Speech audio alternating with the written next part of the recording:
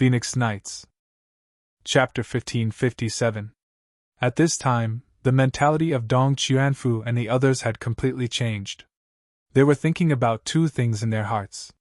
One was whether they would die or not. If the two sides didn't come to an agreement and went to war, they would probably become the first batch of martyrs. At this time, they had completely forgotten their identity. They were here to negotiate. Rather than placing their hopes on others, they might as well work hard themselves. The second thing they thought about was the change in their mentality. The three provincial kings were truly crazy and wanted to kill them all. They only hoped that the 5-star army could avenge them and kill all of the three provincial armies. At this moment, they finally understood the actions of the 5-star army in Bangla. They even thought that the 5-star army didn't kill enough to intimidate the enemy. Otherwise, why would the three provincial kings look down on them? No!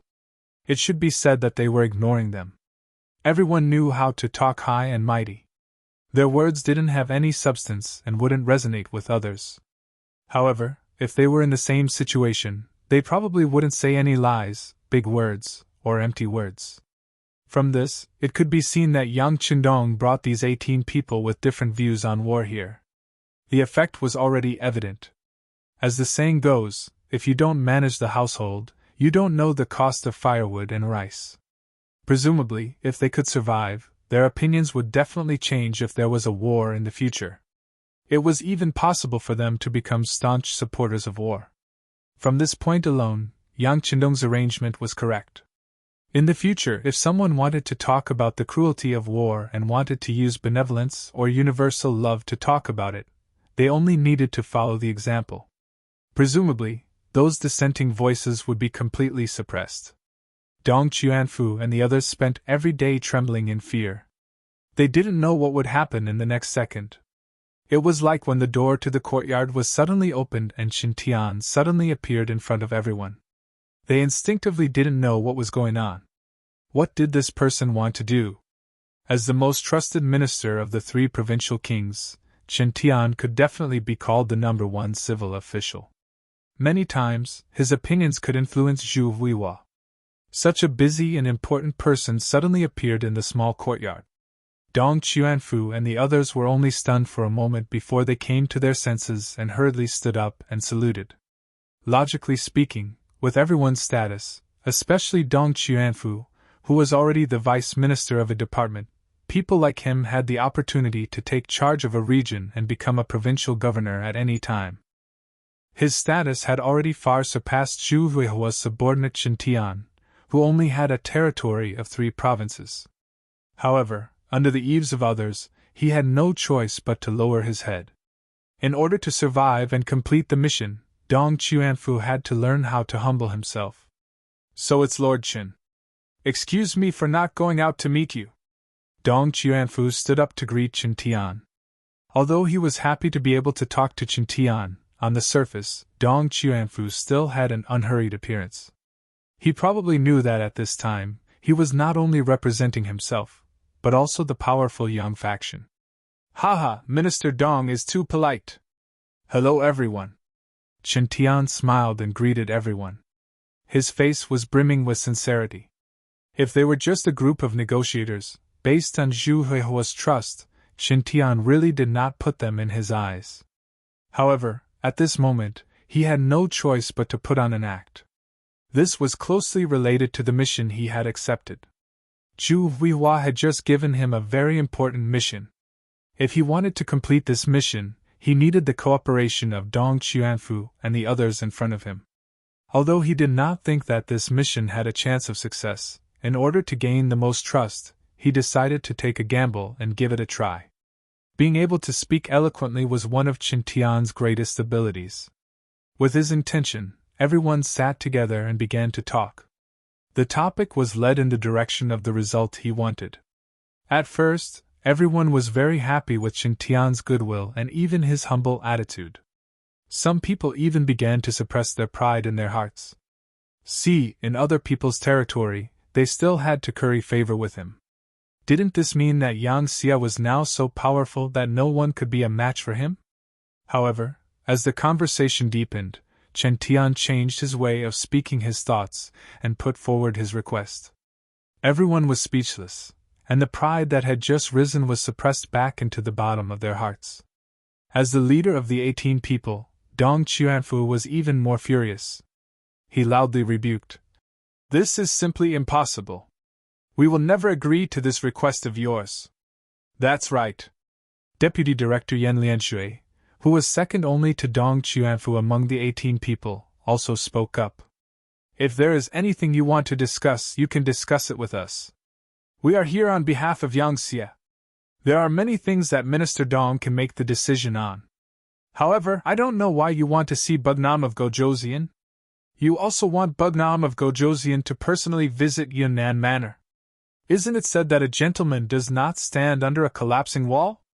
Yes, we will never agree to this." For a moment, the 18 envoys actually spoke in unison. Perhaps this was because Qin Tian's request was too excessive.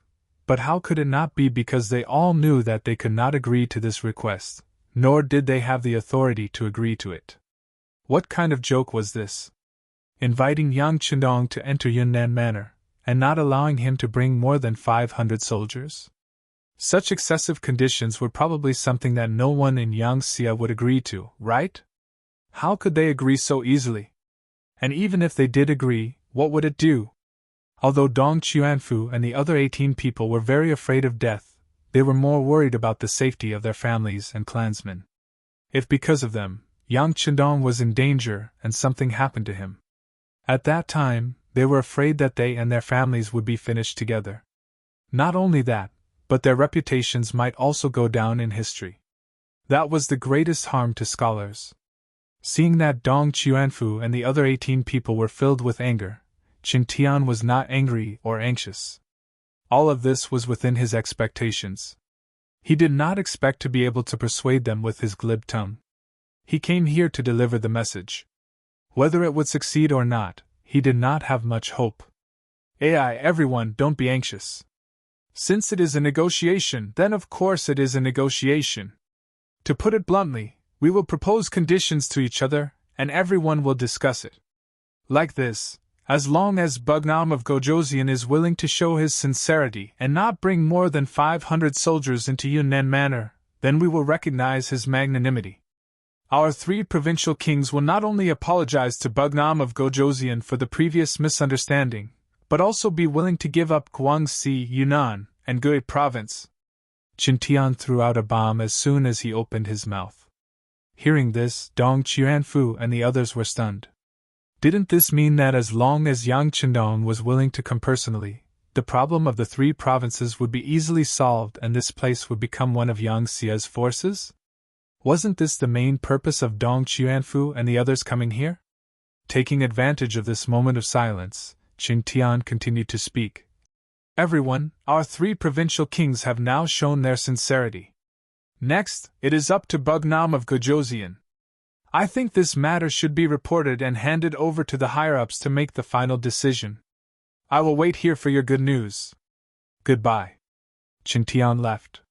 However, no one paid attention to him anymore. Everyone was obviously shocked by his words. Just by showing up, Yang Qindong could make the 3 provinces under Yangxia's control without shedding any blood. This temptation was so great that Dong Qianfu and the others could not help but swallow their saliva.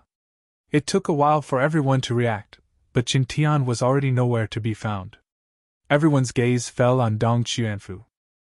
He was the head envoy, and such a big matter had to be decided by him. Although no one said anything, Dong Qianfu could see through their eyes what they were thinking. All right, let's report this matter back and let the king make the decision himself. Of course, let's not have any expectations. Dong Qianfu was not the only one who thought this way. Qin Tian and his master Zhu Huihua were the same.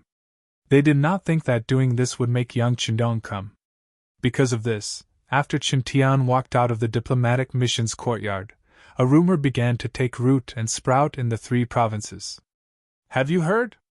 The 3 provincial kings have decided to bow to Bugnam of Gojoseon for the safety of the people in our 3 provinces. They only need Bugnam of Gojoseon to personally come to Yunnan Manor and give him some guarantees, and he will be willing to hand over the military power of the 3 provinces. Oh? That's a good thing. Speaking of which, there's nothing wrong with the 3 provincial kings doing this. After all, they previously attacked Yunnan province and offended Bugnam of Gojoseon. Now, they are probably looking for an opportunity to explain themselves. Haha, this is a good thing. Doesn't this mean that the people of our 3 provinces do not need to go through the flames of war to become Yangxia people?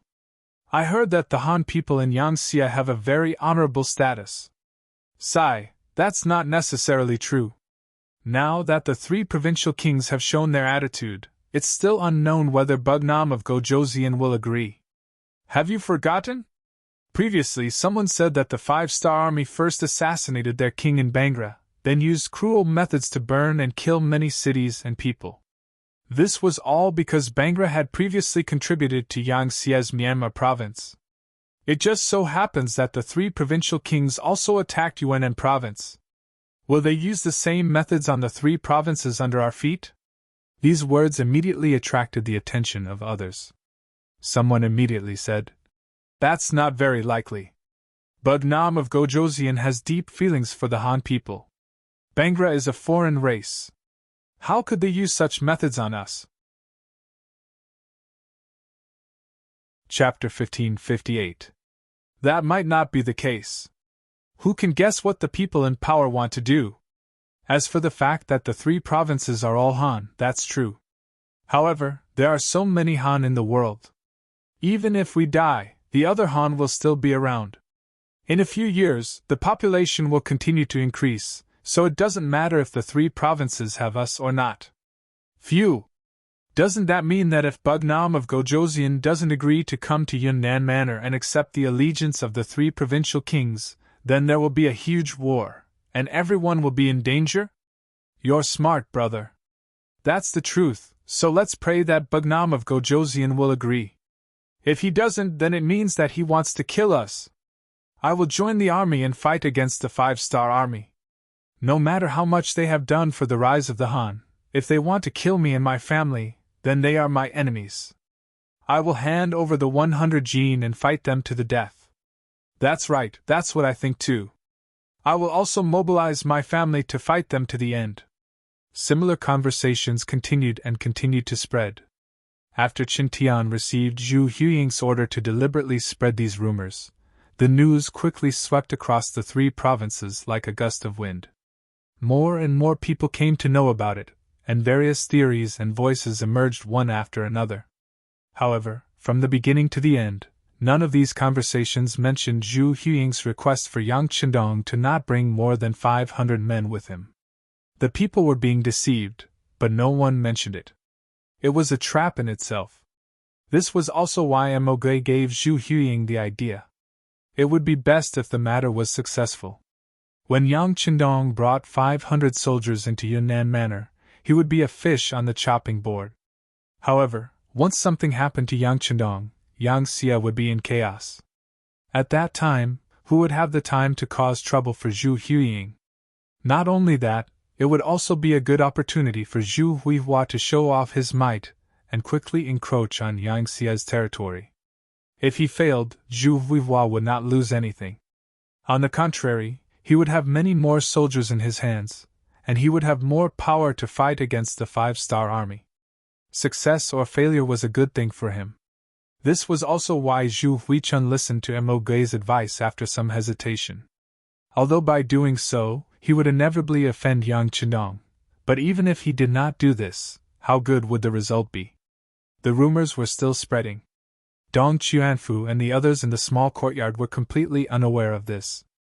After a discussion, the 18 of them wrote a report and sent it to the telegraphist accompanying them, asking him to pass the news to Bugnam of Gojoseon. With the power of Yangxia's intelligence department, the news of what happened in Yunnan Manor had already reached Yang Qindong's ears. Then, the report written by the 18 people was sent to the desk. As the messenger, Beta Persei was naturally very familiar with the contents, so the moment he put down the telegram, he said tentatively, "Young master, this is clearly Zhu Huying's evil intentions. Don't be fooled by him." Beta Persei's words were well-founded. He had been by Yang Qindong's side for many years and understood his master well. He was a master who was not afraid of anything and loved to take risks. If this happened to other masters, Beta Persei would not be worried at all, because no one would take such a risk. However, it was completely different when it came to Yang Qindong. He really had the courage to do something unimaginable. If it was the Yang Xie of the past, with a weak foundation, small territory, and small population, it would be worth taking a risk. However, Yang Xi had already grown into a towering tree. He was even stronger than the northern Ming Empire and the southern Ming Empire. Hence, such a risk had completely lost its meaning. Yes, I know. Yang Qindong smiled and looked at Beta Persei, knowing that this person was saying this for his own good. However, how could he not know that Zhu Huying was taking a risk? If he went, he might stay there forever and even face the risk of being killed. If he did not go, the Han people of the 3 provinces would inevitably fail and become enemies with him. In this way, regardless of the outcome, the Han people would die. In this way, no matter what, it would not be worth it, and he would only be the loser in the end. This was indeed a difficult choice. If he wanted to break out of this situation and obtain the ruling power of the 3 provinces at the lowest price, it seemed that the only feasible way was to take the risk. However, Chen Tian's words alone were not enough. He still needed to continue to expand the matter, and use Chen Tian's mouth to make the matter a reality. Yang Qindong stood there for a long time without saying a word. Slowly, a plan began to take shape in his mind. In the small courtyard, less than half a day later, they received a personal call from Yang Qindong. After reading the contents of the report, Dong Qianfu and the other 18 people, in addition to sighing in admiration of their king's boldness, also learned about what had happened outside and the rumors that Chen Tian had spread. Chen Tian is a despicable person, Yan Lianshui said angrily. That's right, he is a despicable person. However, in the face of a gentleman like our king, he can only give in. Men, tell the soldiers guarding us that we want to see Chen Tian. We have something important to tell him. At this moment, Dong Qianfu was full of energy. After receiving Yang Qindong's personal telegram, he had more confidence when he spoke. After the soldiers guarding the courtyard heard Dong Qianfu's request, they did not dare to delay and immediately reported it to Chen Tian. Chen Tian was also very curious about the 5-star army's decision so quickly. He led a group of soldiers back to the small courtyard and saw Dong Qianfu and the others who had been waiting there for a long time. Duke Qin, our king has already replied. He welcomes and is gratified that the 3 provincial kings are willing to submit to our Yang Xie. As for the 3 provincial kings' request to meet my great king in the city, I have also agreed. Dong Qianfu's voice was not soft. He looked completely different from when they met in the morning. He looked much more energetic. He actually agreed? Chen Tian, who was originally a little absent-minded, was stunned. He originally thought that Bugnam of Gojoseon would definitely point out that this was a conspiracy and reprimand them. As such, they only needed to prepare for the upcoming battle. Then, they would make good use of the newly won people's hearts. There was still a possibility of a battle. However, when Dong Qianfu said that Yang Qindong had agreed, Chen Tian felt that his brain was not enough to process it. Could he really agree to this? Could it be that he did not know that this was a conspiracy? Could it be that he did not know that once Bugnam of Gojoseon came to Yunnan Manor, it would be equivalent to an eagle being locked in a cage and would not have the chance to spread its wings and soar? Could it be that he did not know that this was a dangerous journey? At this moment, countless thoughts appeared in Chen Tian's mind. He was increasingly unable to understand Yang Qindong's actions. It was not until Dong Qianfu intentionally coughed that Chen Tian was pulled back to reality from his fantasy. Oh, but I wonder if there are any other conditions? Out of instinct, he asked. Yes, our king does have conditions. Dong Qianfu nodded. As expected. Chen Tian's heart skipped a beat. He did not believe that Yang Qindong would jump in despite knowing the truth of the matter. He had even thought about what the other party's request would be. It must be to bring more soldiers. For example, the 500 followers would be replaced by 50,000. With the powerful combat strength of the 5-star army, if these 50,000 were all elite troops, it would be very difficult to touch him in Yunnan manner. Qin Tian already had a judgment in his heart. He was even prepared to reject the other party's request for 50,000 people because it would threaten the safety of the 3 provincial kings. He opened his mouth and said, "But I don't know what the conditions are. Why don't you tell me?" Qin Tian just wanted to see how Dong Qianfu and the others would perform. He didn't agree to it, but he wanted to see how Dong Qianfu and the others would perform. Looking at Qin Tian, Dong Qianfu did not think too much. Instead, his voice was loud as he said righteously, "Previously, there were some rumors in the city that were unfavorable to our king. I think it must have come from your mouths, so our king cannot believe you.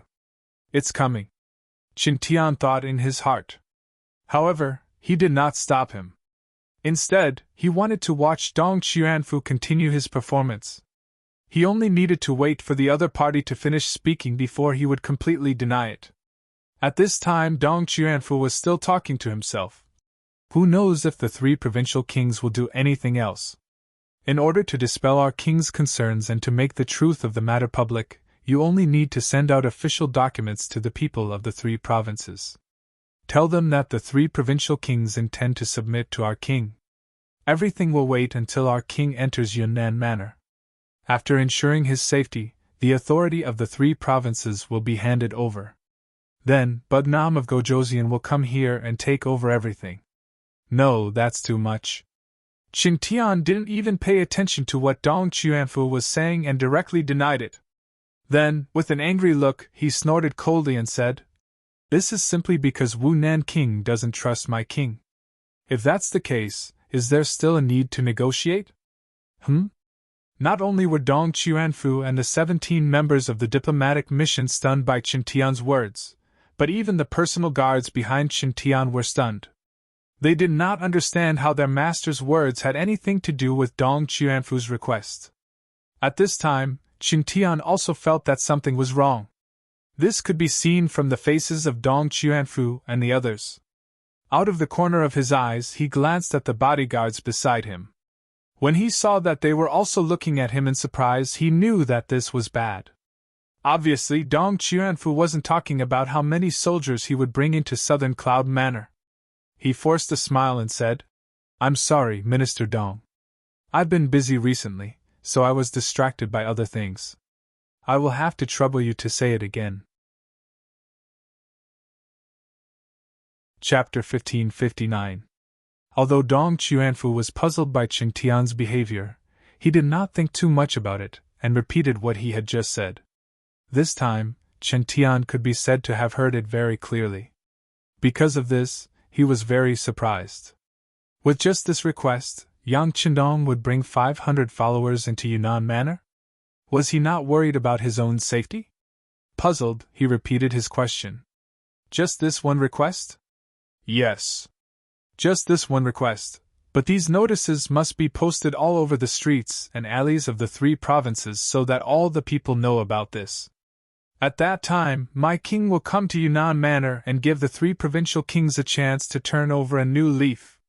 Dong Qianfu raised his head and said proudly, "Look, this was their king." The so-called danger was nothing in his eyes at all. Just this boldness alone was something they could never learn.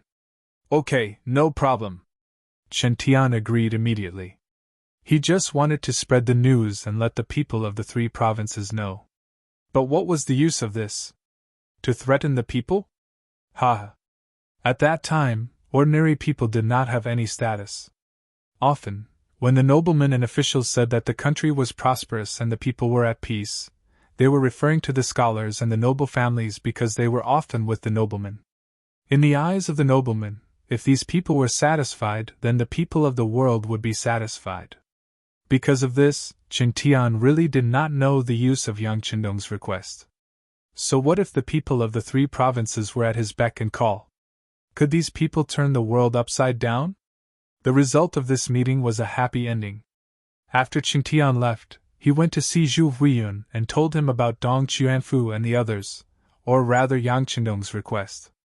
The 3 provincial kings were very happy to hear it.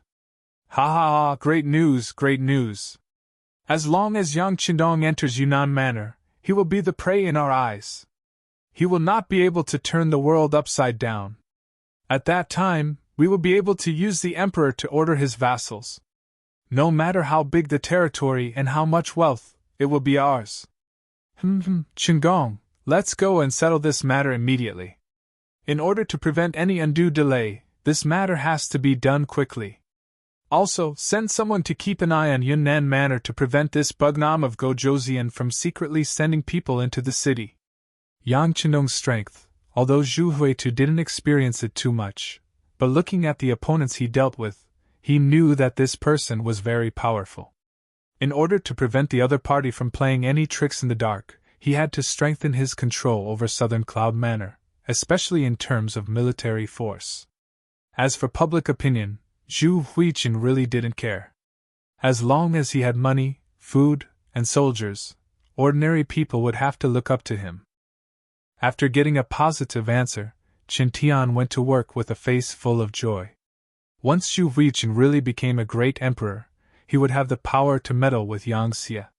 His status would inevitably rise, and some of his ambitions would be realized. It was very likely that he would be remembered in history. No one cared about public opinion, but only Yang Qindong was very clear about the importance of public opinion. Yang Qindong had some headaches about Yunnan, Guizhou, and Guangxi. These were the ancestral lands of the Han people. It was impossible to deal with them like dealing with other forces. After taking over these places, he couldn't forcibly move them out. That would be criticized behind his back. Yang Qindong didn't care about what they said about the foreign races, but for the Han people, their position was naturally different. If possible, of course, he would want to solve the problem here in a peaceful way. Thus, Zhu Huiqin came up with this move. Although it seemed that this place was abnormally dangerous, but wasn't it an opportunity for him? If he did it well, he could righteously take over the 3 provinces, and the people here wouldn't have any resistance. In this way, the big problem would be solved. Since that was the case, why would he not agree? As for what kind of danger would there be in Yunnan Manor, Yang Qindong, who had Datsan, really didn't care too much. If they wanted to deal with him, those people had to have the ability to do so. Of course, because of Datsan, Yang Qindong was full of confidence, but others didn't know. After learning the details of Yang Qindong's telegram to Dong Xuanfu, Yang Xie was in an uproar. First, it was the 2 commanders of the 2nd and 4th divisions of the Lingfeng army, followed by the 1st Cavalry Army's commander Tianhu, and the new army's commander Su He. Then, a group of officials in the first city and the people in charge of the provinces and regions also sent telegrams to inquire about this matter. At the same time, they also advised their king not to be impulsive. In this regard, Yang Qindong just smiled and accepted the concern of these people. Then, he did something that made everyone exclaim. A personally written telegram was sent to Qiqian City, establishing his eldest son, Yang Bo, as the prince and establishing his identity as the legitimate heir. On the issue of establishing the successor, there were already many people who had spoken up. After all, Yang Qindong was different from other monarchs. He was a master who always liked to rush to the front line, and danger could be discovered at any time. It was true that Yang Bo was the eldest son, and he was also the son of Queen Huyen. No matter how one looked at it, he was the best choice to be the successor. However, without any instructions, anything could happen. As the saying goes, if the name is not correct, the words will not go smoothly. How could the other princes not have a chance to compete? Besides, Yang Xie was really too powerful. With such a huge monster, when Yang Qindong was around, the people in charge would be loyal and wouldn't have any other thoughts. But what if something happened? In the face of such a huge temptation, coupled with the fact that Crimson City was quite far away from many provinces, in a place where the heavens were high and the emperor was far away, it was inevitable that the ambitions in the depths of some people's hearts would be exposed. If that was the case, it was not impossible for the Yang faction to be torn apart. However, if the successor was confirmed, then it would be completely different. At that time, when Yang Qindong wasn't around, everyone would consciously follow the new young master. Regardless of whether they agreed in their hearts, they would have to do so on the surface. If some of them had other ideas and made other moves, Yang Bo would be able to give the order to send out troops to suppress them. Just like before, it would be justifiable. This was the importance of having a legitimate successor. It was because Yang Qindong was still very young, only in his 30s, and his health had always been very good. In addition, he had the protection of the world's most elite forces, the Black Cavalry. That's right, after some people's requests for a successor were not answered, they weren't particularly anxious. And now, Yang Qindong had taken the initiative to write down the document for Yang Bo's succession, and it did indeed let some people put down the worries in their hearts. However, when they thought about Yang Qindong's actions, they couldn't help but worry for the old master. Whether it was Yang Xie or the Five-Star Army, it was all because of Yang Qindong that they had everything they had now. If something were to happen to this founder, the huge Yang Xie was likely to be torn apart in an instant, just like the death of Genghis Khan in Mongolia. Even if Yang Bo could achieve temporary stability, if he wanted to continue expanding his territory, it would be impossible. For some of the officials who still wanted to see how far the Han people could go, of course, this was not what they wanted. Thus, even though the succession document was sent out everywhere, there were still many officials who sent telegrams to Yang Qindong, asking him not to take the risk and enter Yunnan Manor. Among them, City Lord Yu Qian was the leader. Yu Qian's feelings for the great Ming dynasty were unquestionable, but not many people knew that his loyalty wasn't to any dynasty, but to the Han people. Since Yang Qindong did better than the great Ming dynasty in this aspect, why wouldn't he fully support him?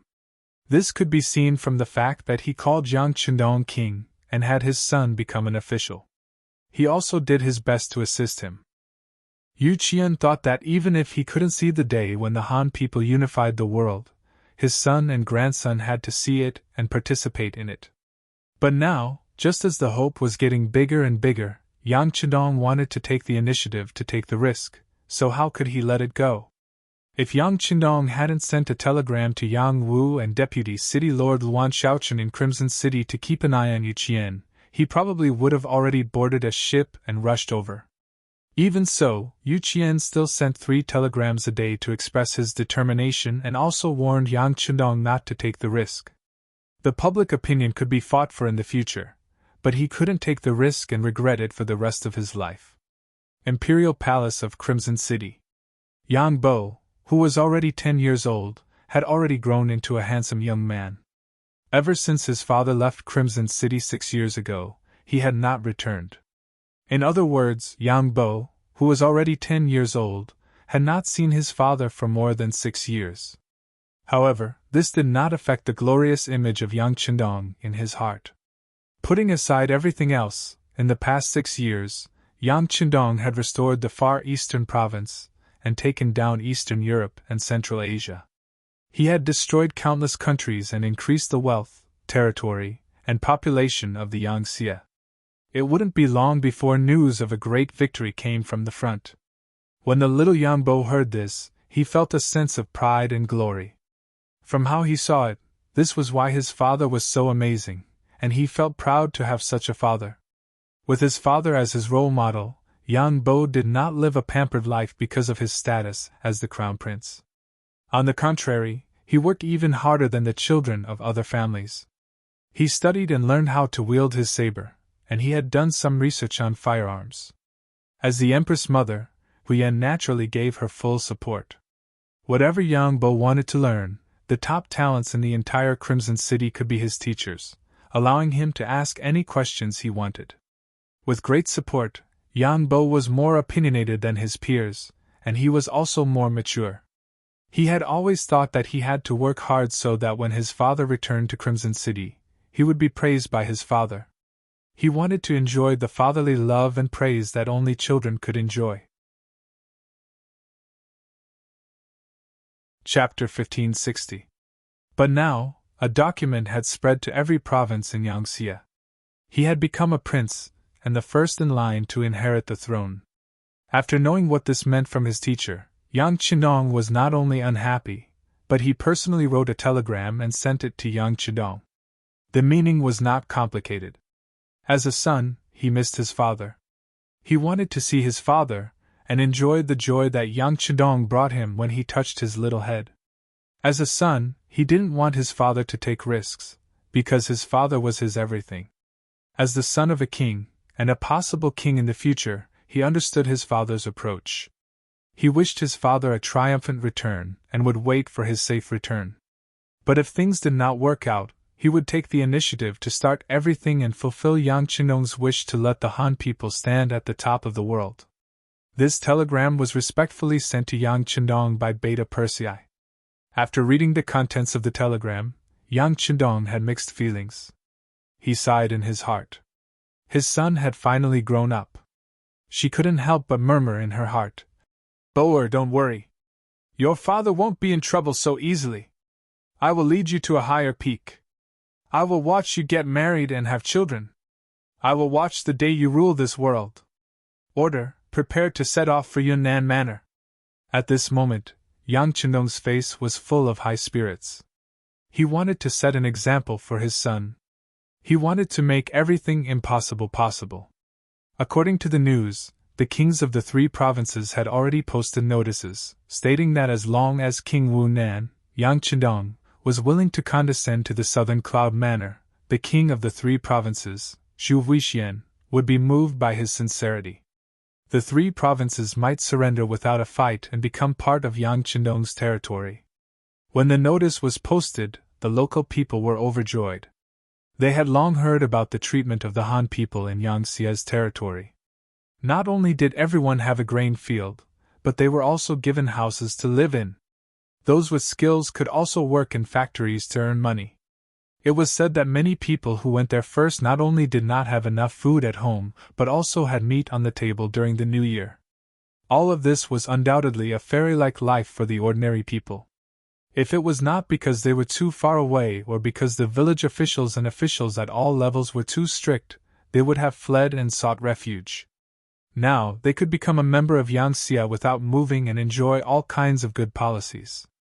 All of the people were naturally overjoyed and looked forward to Bugnam of Gojoseon's appearance in Yunnan Manor. Of course, most of the people did not think that Yang Chinong would be a threat once he entered the territory of the 3 provinces. From their point of view, Bugnam of Gojoseon, who could destroy the Mongolians and the surrounding foreign tribes, moved into Yunnan Manor. It was the same as returning to his own home. How could there be any danger? On the contrary, if Bugnam of Gojoseon did not come, it would mean that he did not want them, and their lives would be in danger. In order to survive, they had to work hard to become the 3 provinces' army and fight against the 5-star army on the battlefield. It had to be said that Xu Huiyu had the upper hand in public opinion this time. He was now using public opinion to threaten Yang Chinong and force him to take the risk to come to Yunnan Manor. Yang Chinong, who knew everything, could not think of a way to solve the problem, so he decided to take the risk this time. Naturally, this risk was very dangerous in the eyes of others, but in Yang Chinong's eyes, it was not a big deal. If he was forced into a corner, he could use the big warehouse. But before he was at the end of his rope, it was better not to expose his bottom line. He would not forget that from all kinds of clues, there was a pair of eyes staring at him in the dark. And before he found the traitor, it was best not to use his trump card. This was equivalent to an additional insurance. If he did not want to use the big warehouse, the 500 people who came this time must be carefully selected. Of course, Yang Er volunteered himself and insisted on following him. Next was the 2,000 Black Cavalry, the Ling brothers, and the self-proclaimed elite warriors of the world's first cavalry army. However, there were only 500 people to follow. Even if the Black Cavalry had 2,000 people, how could there be anyone else's turn? Out of 2,000 people, only 500 could be brought. With a ratio of 4-to-1, all the Black Cavalry wanted to join. In their hearts, it was all thanks to Yang Chinong that they could have a good life and social status now. Now that their master needed them, of course, they would not shirk their responsibility. Yang Chinong handed this difficult matter to Beta Persei to handle. He believed that this Yang family servant would do his best to protect his safety. If that was the case, who would he bring along? He must be more nervous than himself. Beta Persei also lived up to Yang Chendong's expectations. After getting the power to choose the soldiers, he called for 2,000 black cavalry and held an internal martial arts competition in a small area. The first 500 people could follow. As for the others, if they did not seize the opportunity, then sorry, they could only stay here quietly.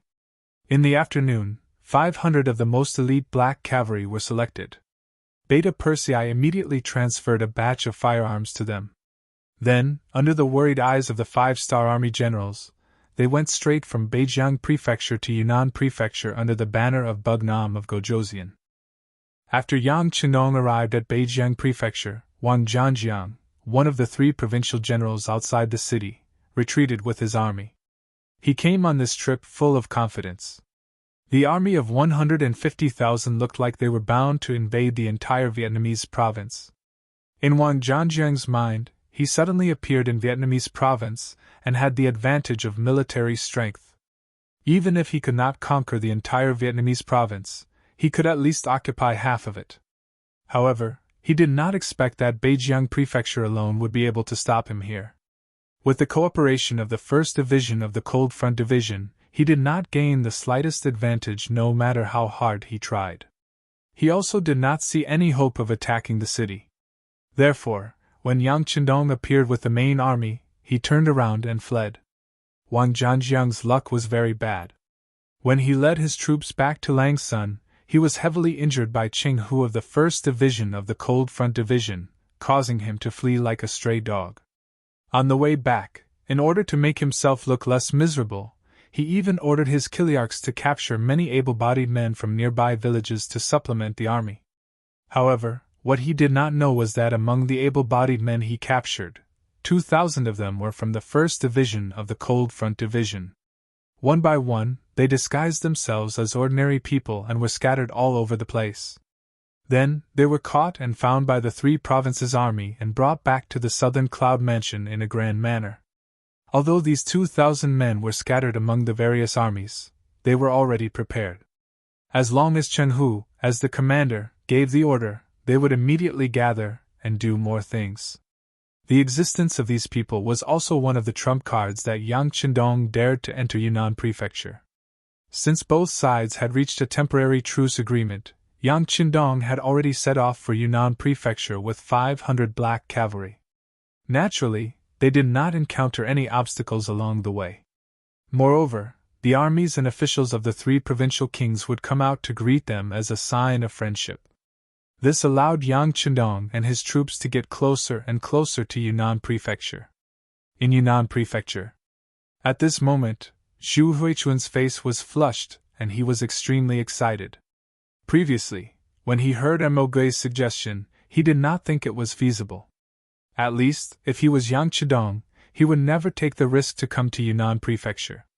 Since he had a good chance of winning, why would he take the risk?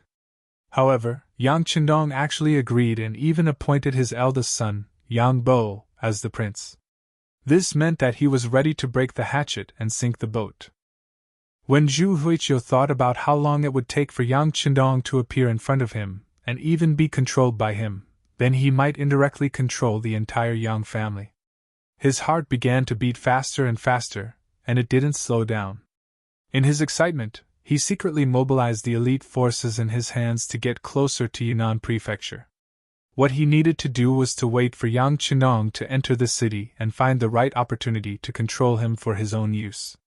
In order to successfully complete this mission, he continuously mobilized the elite forces under him from the provinces and gathered outside Yunnan Prefecture. At the same time, he also sent out a large number of scouts to pay attention to the main forces of the 5-star army in the south of Langsun. Once he found out that they were acting strangely, he would use Yang Chendong as an excuse to immediately send troops to attack and take the initiative first. However, from the information he received so far, the main forces of the 5-star army were very obedient.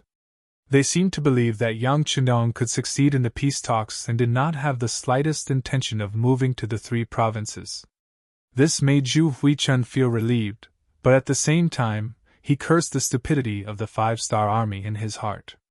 10 days later, when he learned that Yang Chendong and his 500 men were less than 3 days away from Yunnan Prefecture, Xu Huichun called a group of his confidants to a secret room to discuss and perfect the military plan. Other than his number 1 think tank, Chen Tian, there were 4 of his generals present. They were General Meng Ning, General Wu Yingtu, General Zhang Jiang, and General Kai Wenju.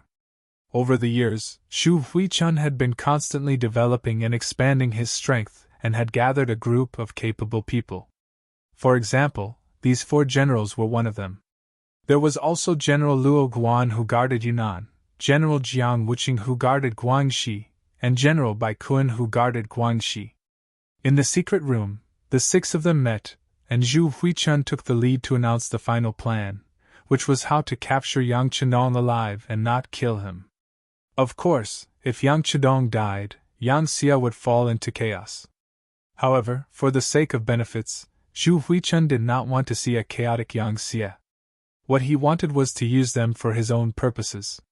Even if he could not take over all of Yang Xia's territory, if he could take over a third of it, it would be a land that was much larger than the great Ming dynasty. Chapter 1561. Unless absolutely necessary, don't kill him. In the secret chamber, Zhu Huihua made the final decision. The other 5 people nodded one after another. After each of them described the situation on their side, Qin Tian finally said, "Your Majesty, there are 2 more things to report to you." "Speak."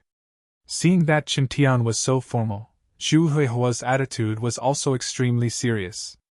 "Your Majesty, our people have noticed that the Shiping King's Mu family has been very active recently. I'm afraid that they will become one of the uncertain factors." Qin Tian reported the discovery of the Mu family as a big matter. The other party had been operating in Yunnan for many years. Their influence were spread far and wide. It was not something that could be wiped out in a few years. If they jumped out to cause trouble at the crucial time, it would cause problems. Zhu Huihua frowned first, then quickly relaxed and said, "It's fine. They will not cooperate with Yang Chendong. They would rather this person die here. We just need to keep an eye on them." This was not wrong at all. Yang Chendong was Zhu Huihua's enemy, so how could he not be the enemy of the southern Ming Empire? The Mu family had been indebted to the great Ming Empire for generations. If there was a chance to eliminate Yang Chendong, the biggest threat to the great Ming Empire, they would not let it go easily. Therefore, most of the people from the Mu family came to kill Yang Chendong, and it was impossible for them to save people. Since Zhu Huihua said that he knew about this matter, Qin Tian did not say anything more. Both sides made the final arrangements regarding Yang Chendong's arrival. If they could not capture Yang Chendong alive, then they could only kill him. No matter what, this time, they would not allow Yang Chendong to leave Yunnan Manor alive. The news that Yang Chendong was coming to Yunnan Manor to negotiate with Zhu Huihua and peacefully take over Yun, Guang, and Gui provinces had long been spread among the people. In order to witness this great moment, all the Han people in Yunnan Manor were looking forward to it. Even the people in the surrounding towns were waiting for good news. To them, there was no better news than being able to survive a calamity without going through a war. After all, the people who would suffer the most in the chaos of war would be the people. 3 days later, outside the southern city gate of Yunnan Manor, Qin Tianjing led a group of people to welcome the arrival of Yang Chendong's team. Zhu Huichun did not appear. Instead, he used the excuse that he was not feeling well to hide. This was what he had to be careful about. Mo Gui also reminded him that Yang Chendong was a very powerful person. He didn't act according to common sense. Don't get kidnapped as soon as you see him. If that happened, you would suffer a double loss. Regarding this, Zhu Huilu deeply agreed.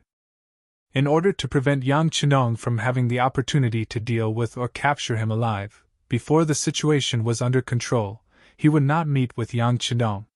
This time, he only sent Qin Tian as his representative. Yang Chendong's team came from afar. They were all dressed in black armor and black horses. Every one of the black cavalry had a saber at their waist and a firearm on their back. When the 500 people lined up neatly, they gave off the feeling of a magnificent army. He had long heard of the legends of the black cavalry's ability to fight, but he had never seen it before. He thought that the world had exaggerated their abilities.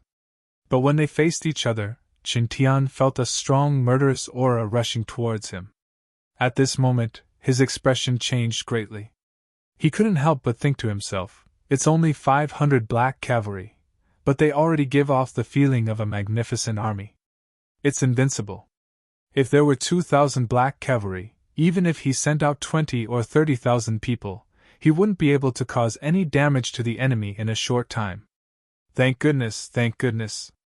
We only agreed on 500 people. It seems like Yang Qindong is also abiding by the rules, Qin Tian said in his heart. Thank goodness, thank goodness. With a smile on his face, he quickly led his men to welcome them. Yang Qindong was no stranger to Qin Tian. They had interacted many times before. Thus, he recognized him from afar. But when he didn't see Zhu Huiliu's figure, Yang Qindong deliberately pretended to be unhappy and asked, "What's wrong? The 3 provincial kings didn't come?" Although all of this was within his expectations, Zhu Huiliu wouldn't easily show himself and wouldn't give him a chance to capture the king first. However, he still had to show his anger. Seeing Yang Qindong's sullen face, Qin Tian didn't know why, but his heart couldn't help but beat faster. He hurriedly bowed and said, "I'm really sorry. My king has been having a stomachache since last night. He hasn't recovered yet, so I can only come to welcome him. But please don't worry, Bugnam of Gojoseon. Once my king recovers, he will immediately come to see you." With an apologetic look, when Yang Qindong looked at him, Qin Tian couldn't help but avoid his eyes. After all, he was lying, so he was somewhat lacking in confidence. How could Yang Qindong not know that Qin Tian wasn't telling the truth? However, if he turned around and left because of this, it would be making a mountain out of a molehill. Moreover, he originally planned to enter Yunnan Manor. Otherwise, he wouldn't be able to carry out his plans one by one. "Alright, then please send my regards to the health of the 3 provincial kings. This king hopes to see him as soon as possible so that we can discuss the matters of the 3 provinces as soon as possible." Yes, Bugnam of Gojoseon's intentions, this official will definitely pass on your message to my king. Then, can we enter the city now? There are many people in the city waiting to see Bugnam of Gojoseon. Seeing that the matter was over, Qin Tian hurriedly changed the topic. "Oh?" Hearing that the people were lining the streets to welcome him, Yang Qindong's face lit up with joy. "That's right, this king is really happy that the people are so fond of him. I'll have to trouble Lord Qin to lead the way. You're too kind. This is what I should do. Bugnam of Gojoseon, please." Qin Tian chuckled. After bowing and making an inviting gesture, he immediately turned around and walked in front. When he turned around, he intentionally looked at the armored general who was following beside him. This person was Wang Zhanjiang. On the surface, he was in charge of the safety of Yang Qindong's group. However, in reality, he was observing if there was a suitable opportunity to make a move. When Qin Tian was welcoming Yang Qindong, he was observing from the side. However, the result disappointed him. From the performance of the 500 black cavalry, Yang Qindong was tightly protected in the middle. If he had to make a move forcefully, not only would he not be able to gain any advantage, he might even let the other party escape in the chaos. This would greatly disappoint the king's expectations. Without even a 20% chance of success, Wang Zhanjiang naturally wouldn't make a move so easily. He decided to wait for Yang Qindong to enter the city before making a move. No matter what, it was easier to enter the city than to leave. At that time, the initiative would be in his hands. He inconspicuously shook his head, telling Qin Tian that the opportunity wasn't ripe yet. Qin Tian nodded his head discreetly, indicating that he understood. Then, he strode into the southern Cloud Manor. The 2 sides of the streets in the city were already filled with Han commoners who came to watch the show. In the past, they had only heard of how powerful Bugnam of Gojoseon was. There were even rumors that he had 3 heads and 6 arms. However, no one had actually seen what he looked like.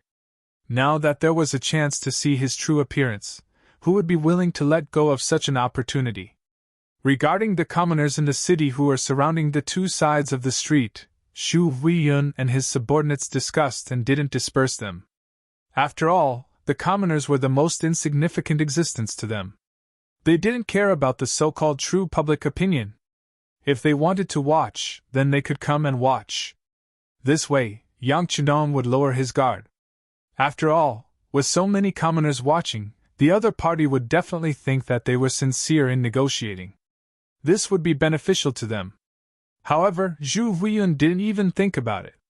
He didn't even dare to go out of the city to welcome them. This already proved that he lacked confidence. How could Yang Chudong easily believe him? However, he was happy to see the commoners of the 3 provinces because he had already prepared gifts for these commoners. Yang Chudong entered the city. In front of him was Qin Tian and his men. They were responsible for opening the way and ensuring the safety along the way.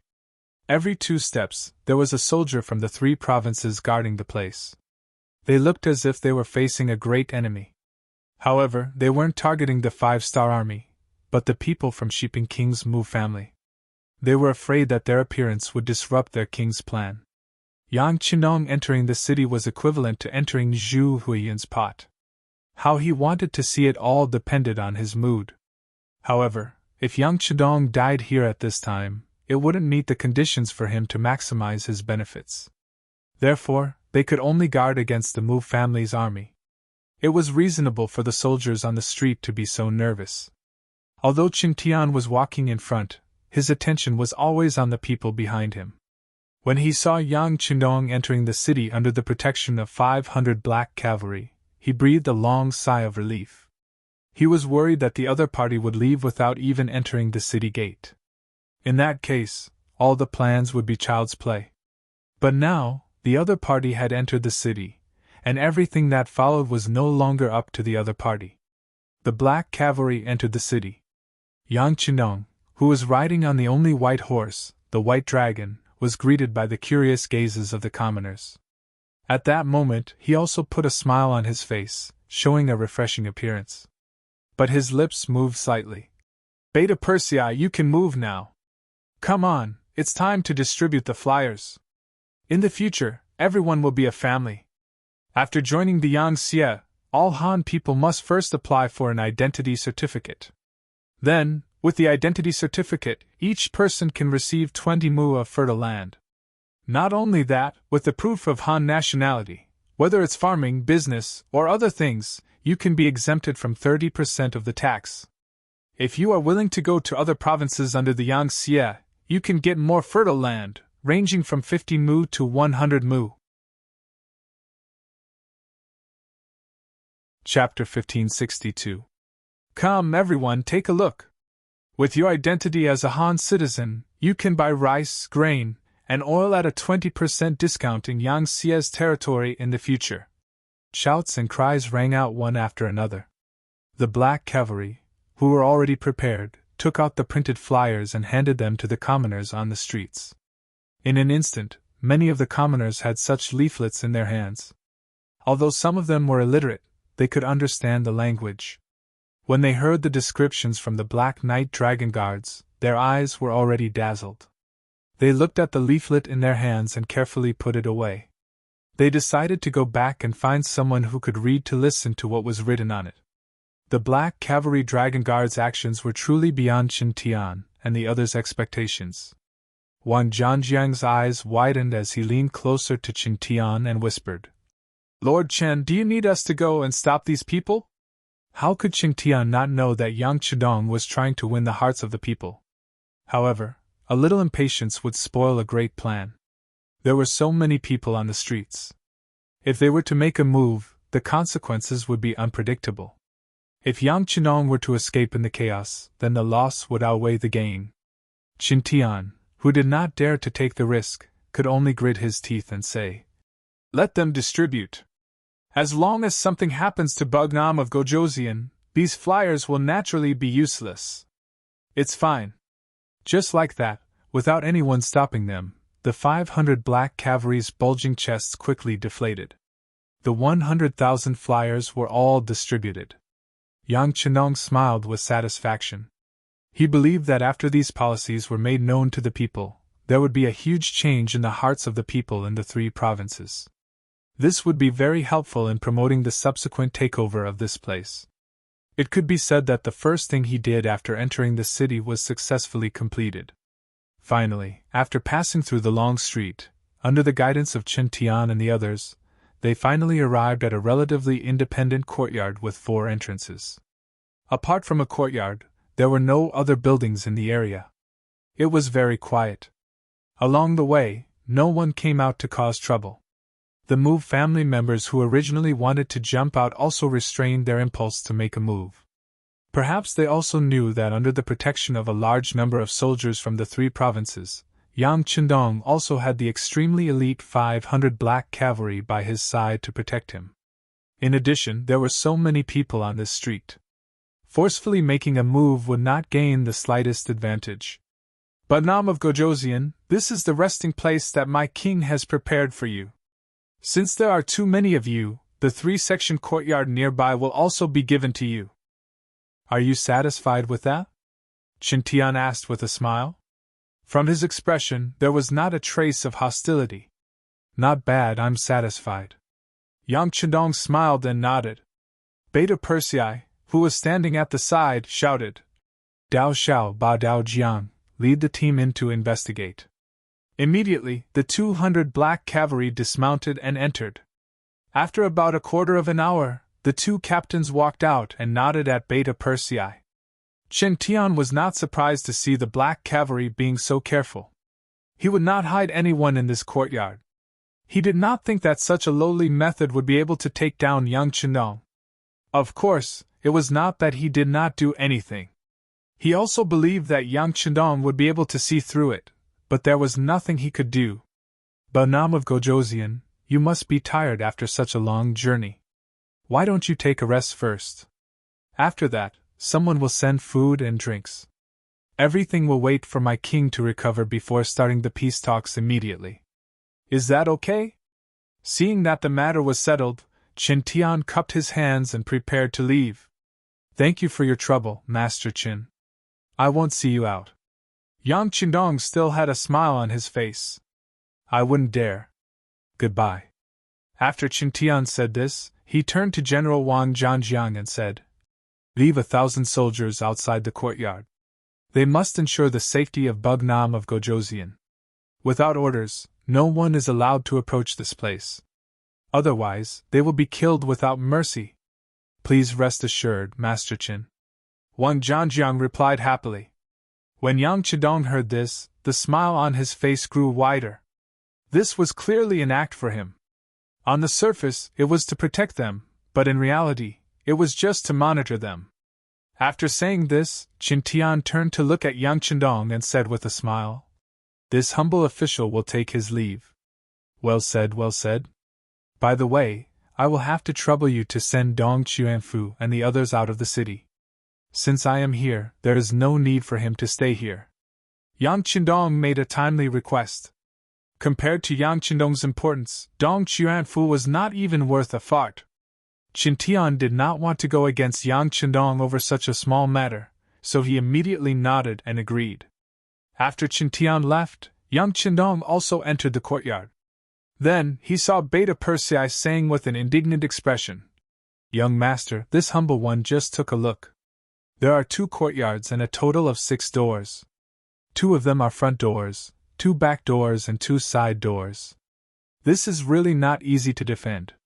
Why didn't the other party find us a large courtyard with 5 courtyards? Why did they have to put together 2 courtyards? This is clearly to create a loophole in our defense. Looking at Beta Persei's angry expression, Yang Chendong waved his hand and said, Just take care of the main courtyard. As for the rest, we will wait and see. How could Yang Chendong not see through the other party's tricks? If Yang Chendong was 99% sure that Zhu Huitong had ulterior motives towards him before, he was 100% sure now. Since that was the case, there was no point in saying more. Everything depended on their own means. It seems that the other party doesn't want me dead, but wants me alive. Interesting, his appetite is really big. Yang Qindong muttered to himself as Beta Persei left to make arrangements. He was very curious about how the other party would target him. He also wanted to see how long the other party could endure. After Qin Tian left the courtyard, he arranged for someone to let Dong Qianfu and the others leave. Then, he strode towards the king's mansion of the three provinces. Zhu Huitong could no longer calm down and was pacing back and forth in the hall. When he saw Qin Tian, he asked nervously, "How is it?" "Congratulations, Your Majesty. But Nam of Gojoseon has fallen into the trap. He has now been arranged to stay in the courtyard. General Wang Zhanjiang is waiting there with his men." As he spoke, Qin Tian began to talk about the situation along the way in detail from the moment he saw Yang Qindong. Zhu Huitong didn't care about the leaflets in the city promoting the Yang Xia policy at all. Yang Qindong couldn't even protect himself, so how could the policy be implemented? It was just a pie in the sky. There was nothing to be afraid of. What he cared about was that Yang Qindong had entered the city and lived in a courtyard with 6 doors. This would also determine whether the initiative was completely in his hands. Good, very good. After hearing that Yang Qindong had entered the courtyard, Zhu Huitong was so excited that his face flushed red. Then, he paced back and forth in the hall and said, "Qin Gongong, if we take action tonight, what are the chances of success?" "This? If we capture a dead Yang Qindong, there wouldn't be any problem. After all, there are only 500 of them. However, if we want to capture him alive, it will be difficult." Qin Tian didn't answer immediately. Instead, he thought for a while before saying this. "No, this is such a good opportunity. Of course, we have to capture Yang Qindong alive." Zhu Huitong shook his head. With such a good opportunity, if they only let Yang Qindong die, they wouldn't be able to maximize the benefits. This was obviously not what he wanted. "Qin Gongdong, do you think we can think of something with the food? For example, poison?" "We can't. If we can think of this method, the other party will definitely think of it as well. They must have prepared many methods to check the food we send. Once they find out, they will definitely fight to the death. Unless it's absolutely necessary, it's best not to do this." Qin Tian hurriedly shook his head. The Black Knight Dragon Guards were elites. How could something as simple as poisoning really make things difficult for the other party? Yes. This king didn't think it through. Zhu Huitong knew that he was too agitated and didn't think carefully enough. Then, according to Qin Gongong, what should we do? Qin Tian was already prepared for this. When faced with this question, he almost immediately answered, "Your Majesty, Yang Qindong has just arrived, so he will definitely be on high alert. It's not appropriate to attack blindly. However, we can give it a try. For example." Qin Tian muttered into Zhu Huitong's ear. Zhu Huitong nodded continuously as he listened, his face glowing with excitement. In the courtyard, Yang Qindong sat in the main hall, reading a biography in his hand. This was the only copy that one of his subordinates found. It recorded some of the experiences and descriptions of the mountains and rivers written by a person named Wan Pu after his travels. There were many records about the 3 provinces. In the future, this place would become one of his territories. Of course, Yang Qindong had to know more about it.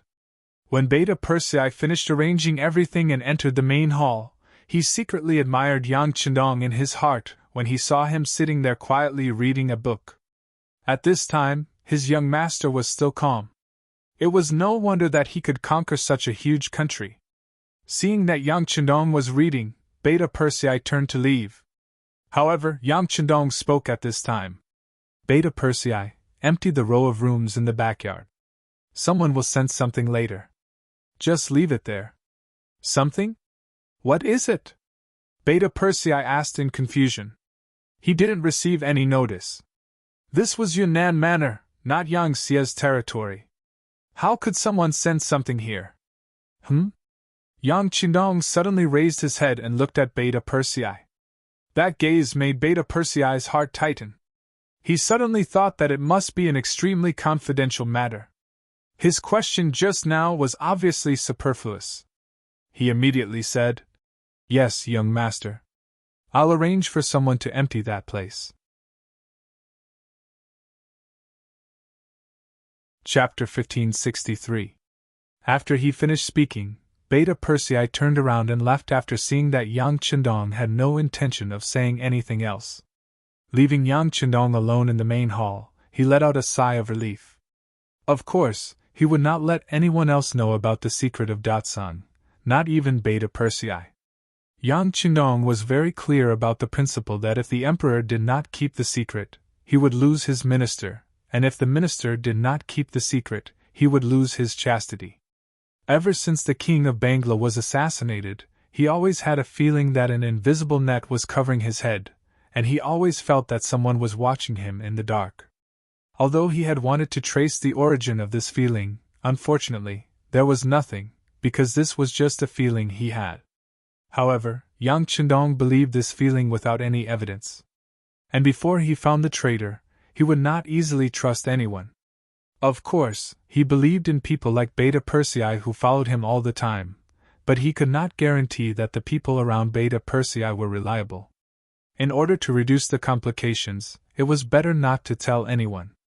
As for the row of houses in the backyard, Yang Chendong naturally wanted to put weapons there. This time, although the 500 black cavalry also brought firearms with them, they were very limited. This was especially true for ammunition, which was extremely lacking. And if they had enough ammunition, the 500 black cavalry would be enough to guard the small courtyard and prevent any enemy from advancing. It was dark. The 3 provincial armies sent food for the 500 black cavalry. Beta Persei brought Dao Xiao and Ba Daojiang to check carefully, and did not find any problems. But for the sake of safety, they only sent a squad of 10 black cavalry to try first.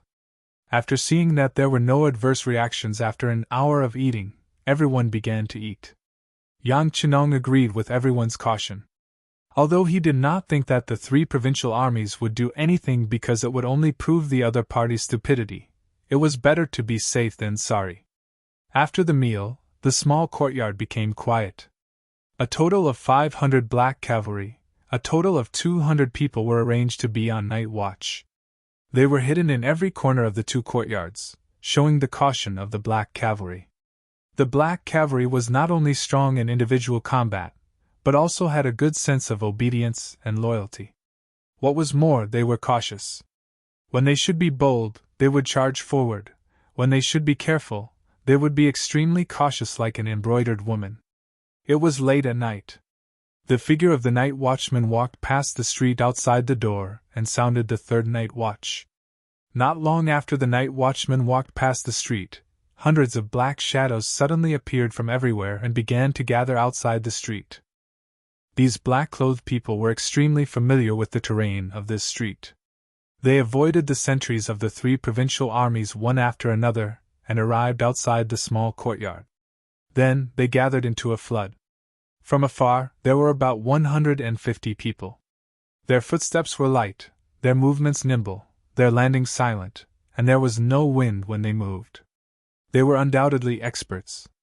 As soon as they appeared outside the small courtyard, their footsteps did not stop for too long. Instead, they jumped over the wall and stood guard. They appeared to be in good order. Soon, the back door of the 3 courtyard was opened from the inside. A group of black-clothed people entered in a single file, and quickly charged towards the 4 courtyard on the other side. Attack! Just as these black shadows did not encounter any obstacles along the way and arrived at the side door of the 4 courtyard, a loud roar suddenly sounded. Then, there was the sound of flames spewing out. Bullets flew out and covered the bodies of those black-clothed people. The black-clothed people were completely unprepared for this sudden attack. Just this attack alone caused at least 100 corpses to fall. Less than a third of the black-clothed people retreated in panic. However, since they were already here, how could they possibly let them retreat? Unknowingly, a row of black knights and dragon guards had appeared behind them. They had 2 light machine guns and the rest were Type 95. Just like that, they swept across the area. When the bullets landed among the shadows, there were screams after screams. "Kill them all! Leave no one alive!" Yang Chenong's voice sounded in the dark night. Unknowingly, he was already standing in the small courtyard. Beta Persei and Dao Shao were standing on either side of him. The gunshots did not seem to have any intention of stopping. In less than a minute, the last 50 black-clothed people had all fallen into a pool of blood. From the beginning to the end, they did not even have a chance to draw their swords. They did not even see the shadows of their opponents before they were all turned into corpses. "Young master is amazing." Beta Persei and Dao Shao looked at each other and sighed. Just an hour ago, Yang Chenong suddenly called them, including Ba Daojiang, and asked them to be prepared to face the enemy at any time. Sure enough, the enemy appeared. They were caught off guard and did not cause any losses to themselves. This was how Beta Persei and the others admired Yang Chenong. Yang Chenong was a human, not a god. Of course, he did not know if the enemy would appear or when they would appear. He only had an instinctive feeling that Zhu Huituan would not be idle on the first night. If things went wrong, he would launch a probing attack. That was why he called Beta Persei and the others to prepare. However, he took this opportunity to go to the empty house in the backyard. With his strength as a Grand Master, he did not attract anyone's attention. Then, the place was filled with all kinds of weapons and ammunition taken out from the warehouse. After everything was done, Yang Chenong could finally breathe a sigh of relief. With the existence of these firearms, anyone who wanted to cause trouble for him would only be courting death. The gunshots in the courtyard quickly attracted the attention of General Wang Zhanjiang, who was in charge of security outside the courtyard. He rushed into the courtyard with a large number of soldiers from the 3 provinces. At this time, the torches had been lit and shone on the corpses. "What's going on? What's going on?" Wang Zhanjiang, who rushed into the courtyard, instinctively pulled out his sword.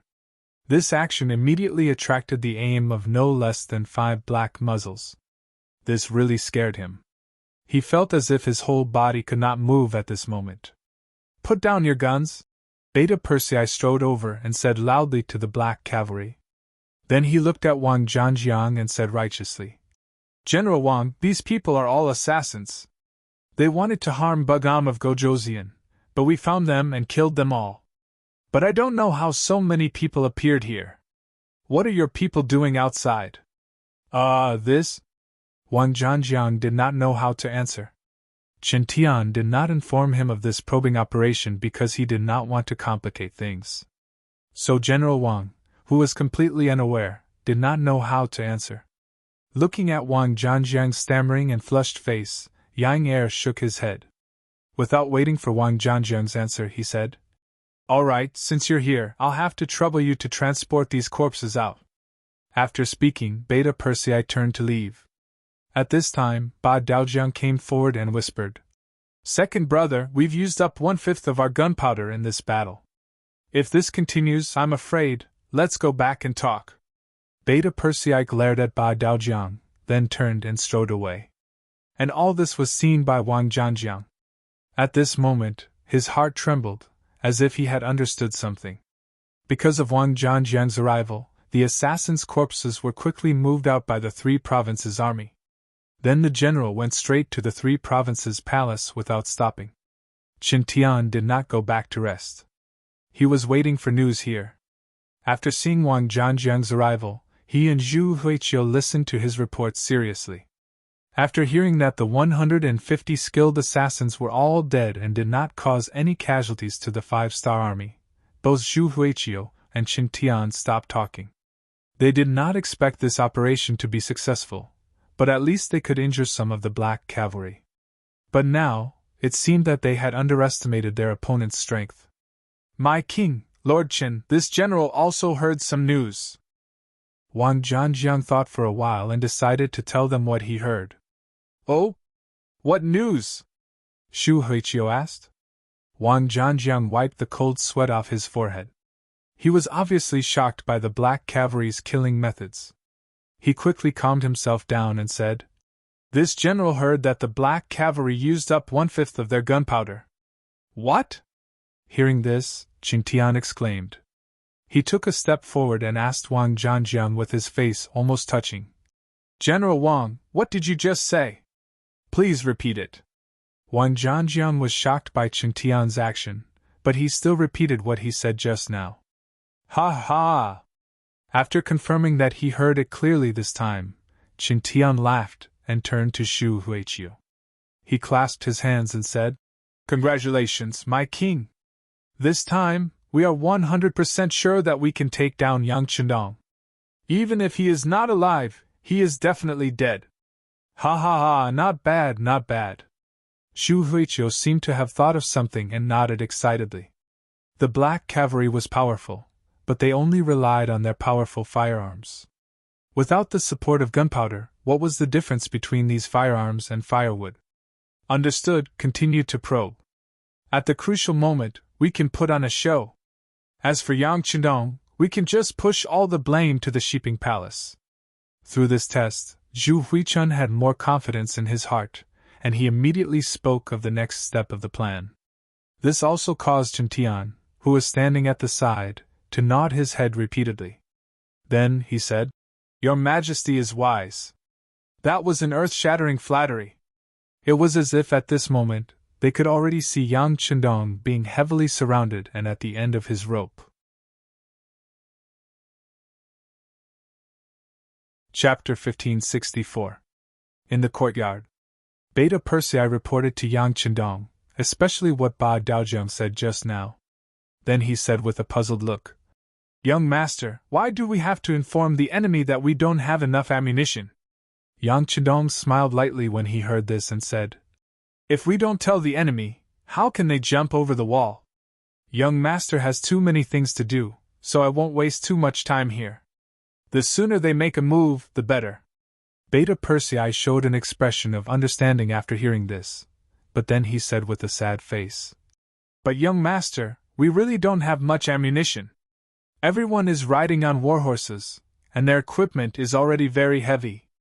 We really can't bring too much gunpowder. It's okay, the gunpowder has been sent over. It's in the row of houses in the backyard. It's enough for you to kill tens of thousands of people, ha! Yang Chendong was in a very good mood at this moment. He had done what he needed to do now. He was just waiting for the other party to lose their patience, and finally come knocking on his door. Then he could take advantage of the situation and launch the final counterattack. He believed that this would not take too long. Beta Persei had already disappeared by this time. Needless to say, he went to the backyard to check on the firearms and ammunition. When he saw the house that was thousands of square meters full of all kinds of weapons and ammunition, his mouth opened so wide that he could easily stuff an egg into it. After a while, Beta Persei couldn't help but say to himself, Who sent this? How did it get here? Why didn't the Black Cavalry notice it at all? Fortunately, it's an ally. If it was an enemy, wouldn't it be too scary? Beta Persei, who had enough ammunition, was naturally not afraid.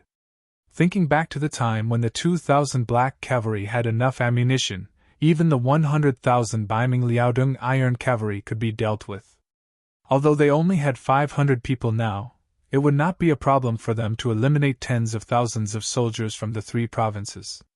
How would Xu Huili know about this? After a discussion with Qin Tian and Wang Zhanjiang, he only needed to wait for the next night to arrive. He would then make his move and exhaust the enemy's ammunition until an opportunity presented itself. He would then go straight for the middle of the army and capture Yang Chendong alive. Just as Yang Chendong thought, Xu Huichun would not wait for too long. He wanted to catch Yang Chendong too much. He wanted to prove himself too much. He wanted to become a true king, or even an emperor. The night passed, and the next morning, the Black Cavalry began to change shifts. Those on duty went to sleep, while the Black Cavalry who had enough sleep got up and took over the defense work. However, before his opponent arrived, Dong Qianfu was the first to come. He stood respectfully outside the small courtyard, and after announcing his name, he stood there obediently and waited to be received.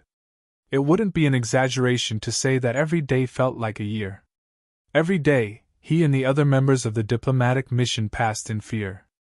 No one knew when the three provincial kings would be in a bad mood and suddenly surround them and kill them.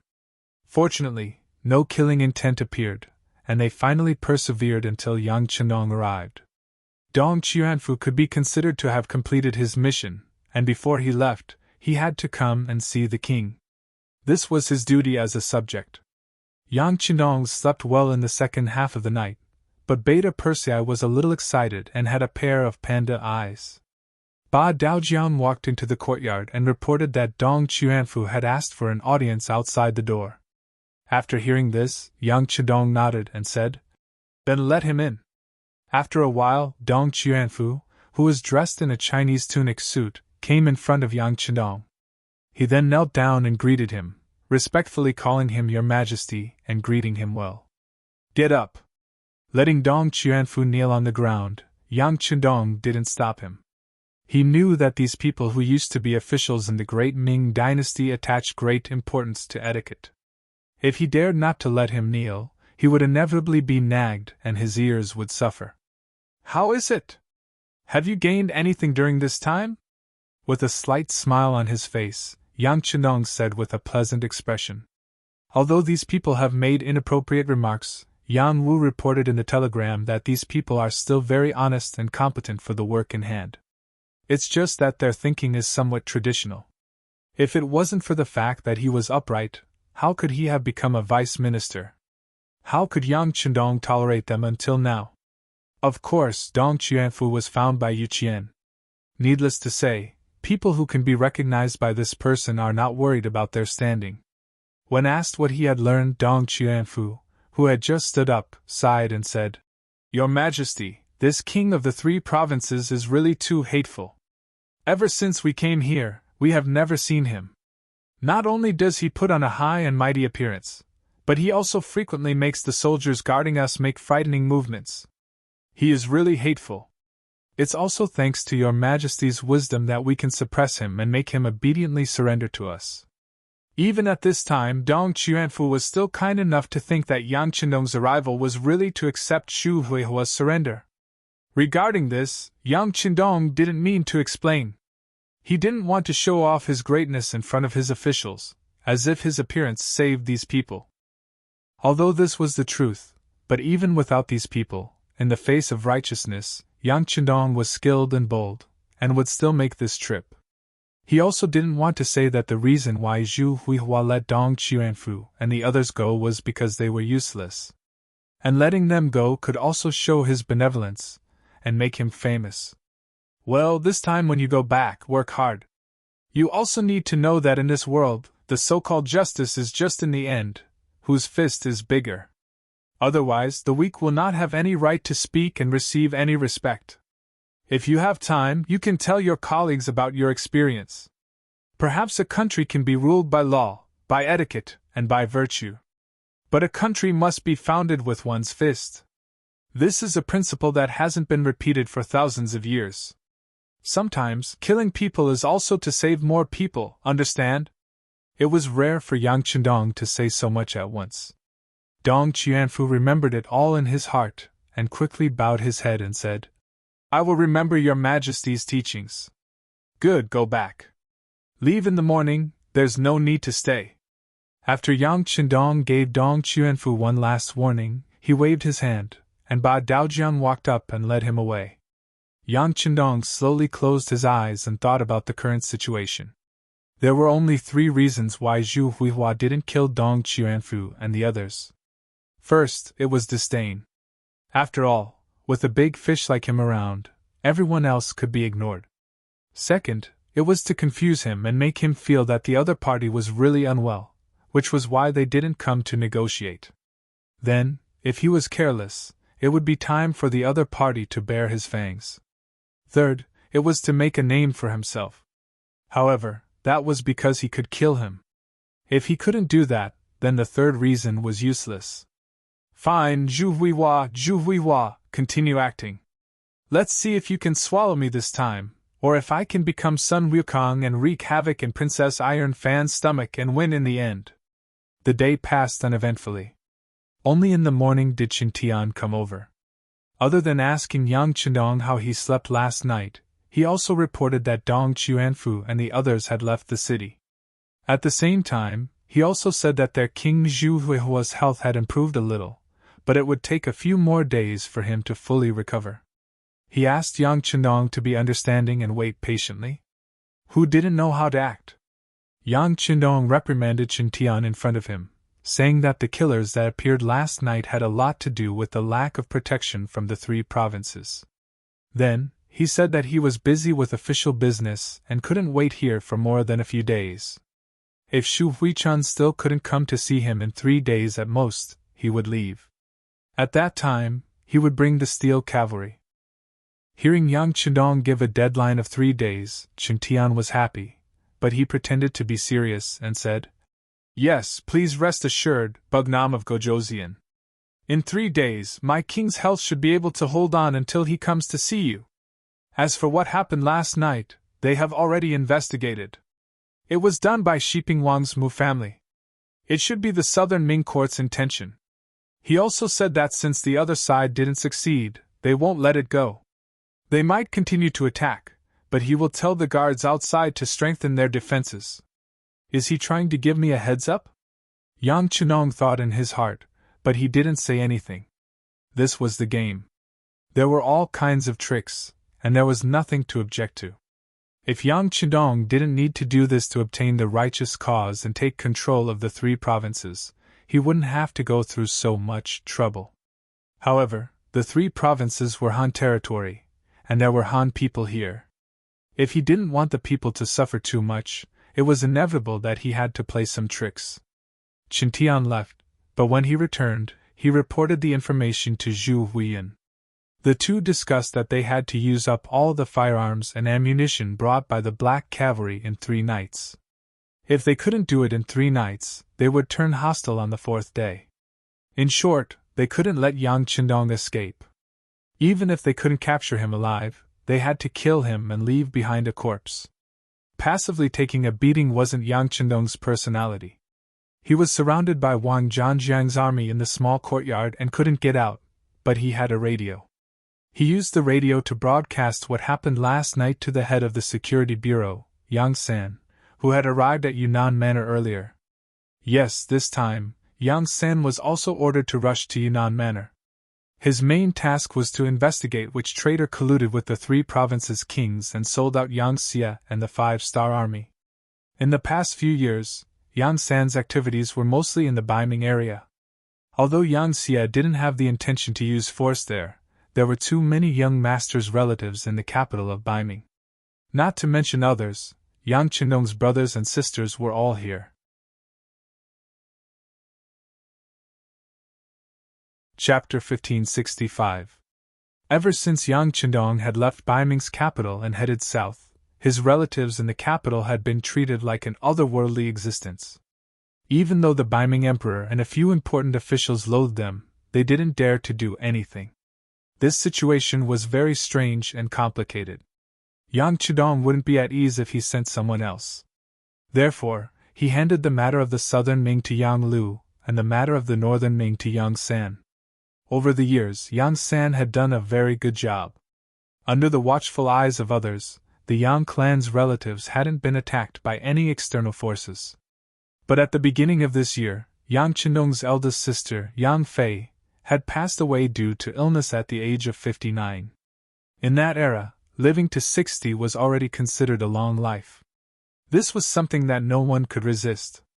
But because Yang Chendong was busy and couldn't personally go due to special circumstances, he left everything to Yang San. He took care of it. As soon as the funeral was over, Yang San received a new order. Without stopping, he rushed to the 3 provinces and secretly entered the southern Cloud Manor. With the capabilities of the security bureau, he naturally had a special way to enter the city without being discovered by Zhu Huichuan's spies. This order was passed down by Yang Chendong to Yang San, asking him to spread the news in the city. Last night, someone wanted to harm him, and spread Chen Tian's words. Furthermore, he emphasized that he had to spread the news to the commoners and let them know that if anything happened to him here, the 5-star army would definitely be enraged and would flatten this place. At that time, the first ones to suffer would definitely be the commoners at the lowest level. This was why Yang Qindong was willing to be bait. How to guide the public opinion, how to make the public opinion work for him, how to use the public opinion to achieve his goals, and so on. As a person of the future, he was very clear about this.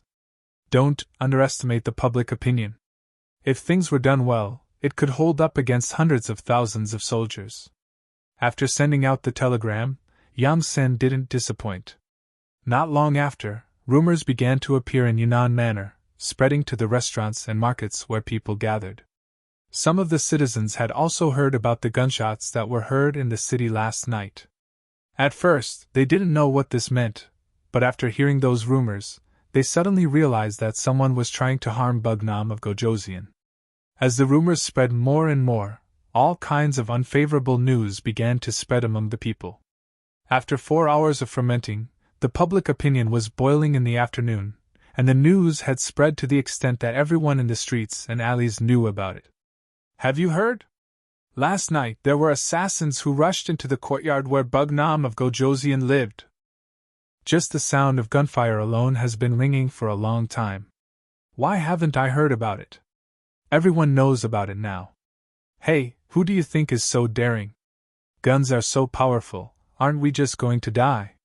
Come on, what do you care about? Did you not consider what would happen if the assassins hurt Bugnam of Gojoseon? What would happen? This sentence attracted the attention of many people in the tea house. Think about it. If something happened to Bugnam of Gojoseon in our Yunnan Manor, wouldn't his brave subordinates seek revenge? If that's the case, who will be the unlucky one in the end? After about a few breaths. Someone seemed to have reacted. If something happened to Bugnam of Gojoseon in our place, I'm afraid that the 5-star army will definitely trample our Yunnan Manor to avenge their king. Then won't we, the citizens, suffer? More than suffering, I'm afraid we won't be able to survive. Hiss! What followed was the sound of people inhaling cold air. This probably won't happen. We all know this. How can the 3 kings not know this? He will definitely send people to protect Bugnam of Gojoseon. There were still people in the crowd who were hoping for a fluke and said, "Protect Bugnam of Gojoseon? I'm afraid you still don't know. Ever since Bugnam of Gojoseon came to our Yunnan Manor yesterday, the 3 kings claimed to be sick and didn't come to see him. Who knows what he's thinking? Maybe those assassins were sent by the 3 kings." Silence, silence. How can you talk about these things? Maybe the 3 kings are really sick? Some people didn't agree with this point of view and took the initiative to explain for Zhu Huichun. Really sick? If that's the case, then it's good. I'm afraid that they have ulterior motives. Sigh, if that's the case, then what should we do? Then, why don't we go and protect Bugnam of Gojoseon, or persuade him to leave? Anyway, he can't be hurt here. Who said no? I thought that the 3 kings were clear.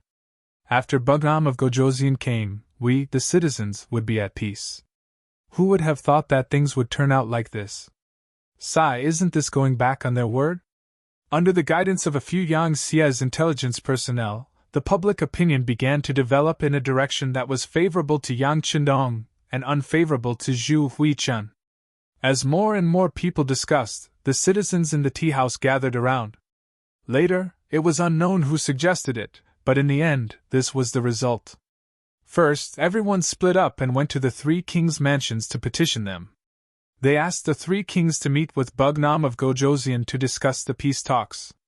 Second, the rest of the people went to the courtyard where Bugnam of Gojoseon lived. Everyone was to protect him on their own. In short, before the matter was clarified, nothing could happen to Yang Qindong. Otherwise, they would be the ones in trouble. After the discussion came to a conclusion, the citizens in the tea house quickly dispersed. Everyone began to contact people. For matters that concerned the life and death of their own family, no one would ignore it, and no one would be indifferent. The streets of Southern Cloud Manor became lively after this discussion was spread out. Many commoners began to gather. A portion of them headed straight for the 3 provincial princes' residences. A portion of them headed straight for the small courtyard where Yang Chendong lived with sticks and iron weapons. The appearance of one citizen naturally did not attract the attention of the three provinces' army. It was the same even if there were 10 or 100 of them. However, when the number of people increased to the point that there were thousands of them, even the army felt afraid. Is this a mass uprising? When he learned that there were more than 5,000 citizens with all kinds of weapons coming in the direction of the courtyard, General Wang Zhanjiang, who was guarding there, was puzzled. He did not know why such a thing happened. Could it be that the citizens wanted to take Bugnam of Gojoseon's life? When this idea appeared, Wang Zhanjiang felt that it was an opportunity. If Yang Chendong died in the hands of the citizens, then it had nothing to do with him. He could also complete the task given by the king. Wouldn't it be the best of both worlds? At that moment, Wang Zhanjiang ordered the soldiers guarding outside not to put up much resistance. They only needed to put up a symbolic resistance to the commoners. If they really wanted to rush into the small courtyard, then they could do as they wished. Anyway, these citizens were spontaneous and not organized by him. If something really happened, it would have nothing to do with him. Without anyone stopping them, the citizens easily arrived outside the courtyard. Then, under Wang Zhanjiang's stupefied gaze, these people surrounded the 6 doors of the small courtyard and sat down on the ground. From the looks of it, it was clear that they were not going to leave. At this moment, Wang Zhanjiang could tell that these people were not here to cause trouble for Yang Chendong. They were clearly here to protect this person. When he thought that with the presence of these citizens, tonight's operation would not be able to proceed normally, cold sweat broke out on Wang Zhanjiang's forehead. Men, chase these citizens out. Quickly chase them away. When the soldiers of the 3 provinces who were originally standing around and watching heard the generals shout, they all walked forward reluctantly. However, how could it be so easy for 1,000 soldiers to chase away 5,000 citizens? The outside of the courtyard was very lively. The commotion quickly attracted the attention of the black cavalry in the courtyard. Commander Dao Xiao, who was in charge of the day's shift, immediately sent people out to understand the situation. After knowing the general cause of the matter, he reported it to Yang Chendong in the main courtyard, not knowing whether to laugh or cry. The citizens want to help us guard the courtyard? This is a good thing. This proves that the young master has the support of the citizens. The straightforward Beta Persei was elated when he heard this and bared his teeth. Yang Chendong, who had closed the book in his hand, also had a warm smile on his face. He could not help but sigh in his heart. This was the power of the citizens. Although they usually did not show their strength, when it came to their interests or even life and death, they would erupt with a powerful force. Wasn't the reason why the great Ming dynasty was destroyed in history because of the various uprisings of the citizens? First, the country was in chaos, and this gave the slaves an opportunity to take advantage of it. At this moment, he showed some interest. He wanted to see what these citizens would do. Outside the courtyard, the soldiers and the citizens were confronting each other. Because of the difference in numbers, the soldiers of the 3 provinces did not have any advantage. Although they all had standard swords in their hands, they did not dare to casually kill the citizens. What if they angered the citizens and caused a mutiny? What's more, the soldiers were originally made up of commoners, and some of them were originally from the southern Cloud Manor. His friends and relatives were among these 5,000 people, so how could they bear to kill them? In the chaos, the situation was already out of control. Wang Zhanjiang had no choice but to retreat and go straight to the 3 provincial palaces to ask for reinforcements. At this time, the 3 provincial palaces were also not peaceful. Thousands of citizens were gathered outside, shouting loudly. They wanted the 3 provincial kings to see Bugnam of Gojoseon and discuss the peace talks together. Bugnam of Gojoseon is already here. Now is the time for us to show our sincerity. We can't go back on our words. That's right. A person must be honest. He came to our territory without worry. We can't treat Bugnam of Gojoseon like this. Willing to invite the 3 provincial kings to go to the peace talks. Willing to invite the 3 provincial kings to go to the peace talks.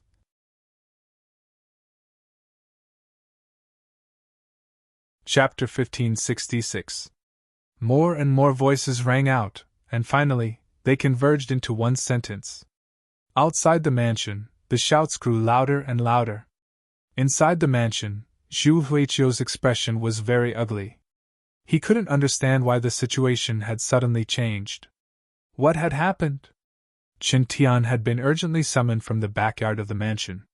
When he heard the shouts outside, he said nervously, "Your Majesty, this matter must be suppressed. We can't agree to the people's demands."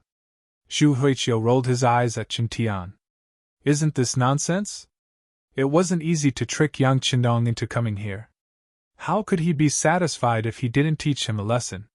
"That's enough, Qingangang. Let's talk about what we should do now." "Okay." Qin Tian fell into deep thought. But as expected of Zhu Huiqiu's think tank, he quickly raised his head again. "Your Majesty, we can only stall for time now. At the same time, we have to act quickly." Qin Tian took a step forward and reported his idea to Zhu Huiqiu in a low voice. Zhu Huiqiu kept nodding as he listened. Finally, he waved his arm and said, "That's right. Let's do it this way. But it's a pity. I'm afraid it will be difficult to capture young Qindong alive and use him for our own purposes. Your Majesty, don't worry. When the time is right, I will have a good talk with Bug Nam of Gojoseon. I don't think anyone is willing to die. Maybe there's still a chance. I hope so. Qingangang, I'll leave this matter to you. Go ahead and do it." Zhu Huiqiu waved his hand and sighed.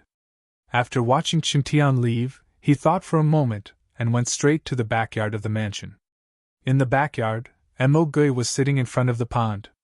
He seemed to know that Zhu Huiqiu was coming. There were 2 teacups in front of him, and the tea was still steaming. "King of the 3 provinces, please take a seat." Mo Gui modestly invited Zhu Huiqiu to take a seat in front of him. Zhu Huiyun admired Mo Gui's calmness very much. His originally restless heart seemed to have calmed down at this moment. "Mr. Mo, I'm actually here to ask for your advice. In your opinion, how do you think we should resolve the current situation?" Mo Gui wasn't surprised by Zhu Huiqiu's answer. After a sigh, he said, "Your Highness, as I said before, my master's intention is to wait for Yang Qindong to enter the courtyard before making a move. After all, there are only 500 people. As long as we do our best and don't fear losses, the victory will be ours. To deal with Yang Qindong, either you don't make a move, or you have to go all out. You can't have the slightest bit of wishful thinking, and you can't even try to probe him." Seeing that Mo Huiguan was about to go on, Zhu Huiqin quickly interrupted him. "Mr. Mo, let's not talk about what happened before. Let's talk about what to do next. I really didn't expect this Bug Nam of Gojoseon to know how to threaten the people's will. Now this prince has a headache. Haha, it doesn't matter. We just have to make a move later. I just don't know if your Highness is ready to make a move now." Mo Gui said the word "yes" in his heart, but he didn't show it on his face. "Of course we have to make a move. I've already discussed it with Mr. Qin. We'll do our best tonight. We have to take down Bug Nam of Gojoseon, dead or alive." Zhu Huichun told Mo Gui about Qin Tian's idea. "Good. Since your Highness has made up your mind, don't worry about it. If anything happens, my master won't just stand by and watch. My master has prepared a backup plan. Yang Qindong must die." Mo Gui's face was full of murderous intent as he said this. This was the final mission his master gave him. If he didn't complete it well, his head would roll. In comparison, he certainly hoped that Yang Qindong would die, not him. When Zhu Huichun heard Mo Gui say that he had a backup plan, he felt good. This was the result he wanted. Now that he had achieved his goal, he nodded with satisfaction. "Good. I'll have to trouble Mr. Mo. Of course, if you need my help in any way, just let me know." Ha! The change in public opinion made Zhu Huichun's 3-day attack turn into a 1-day attack. He was going to see the results tonight. For this, Wang Zhangjiang received a large number of reinforcements. A total of 4,000 soldiers rushed out of the courtyard. 5,000 soldiers fought against 5,000 civilians and chased away the stick-wielding civilians. When the commoners saw so many soldiers from the 3 provinces outside the small courtyard, their anxious hearts relaxed. With so many soldiers protecting Bugnam of Gojoseon, their safety shouldn't be a problem.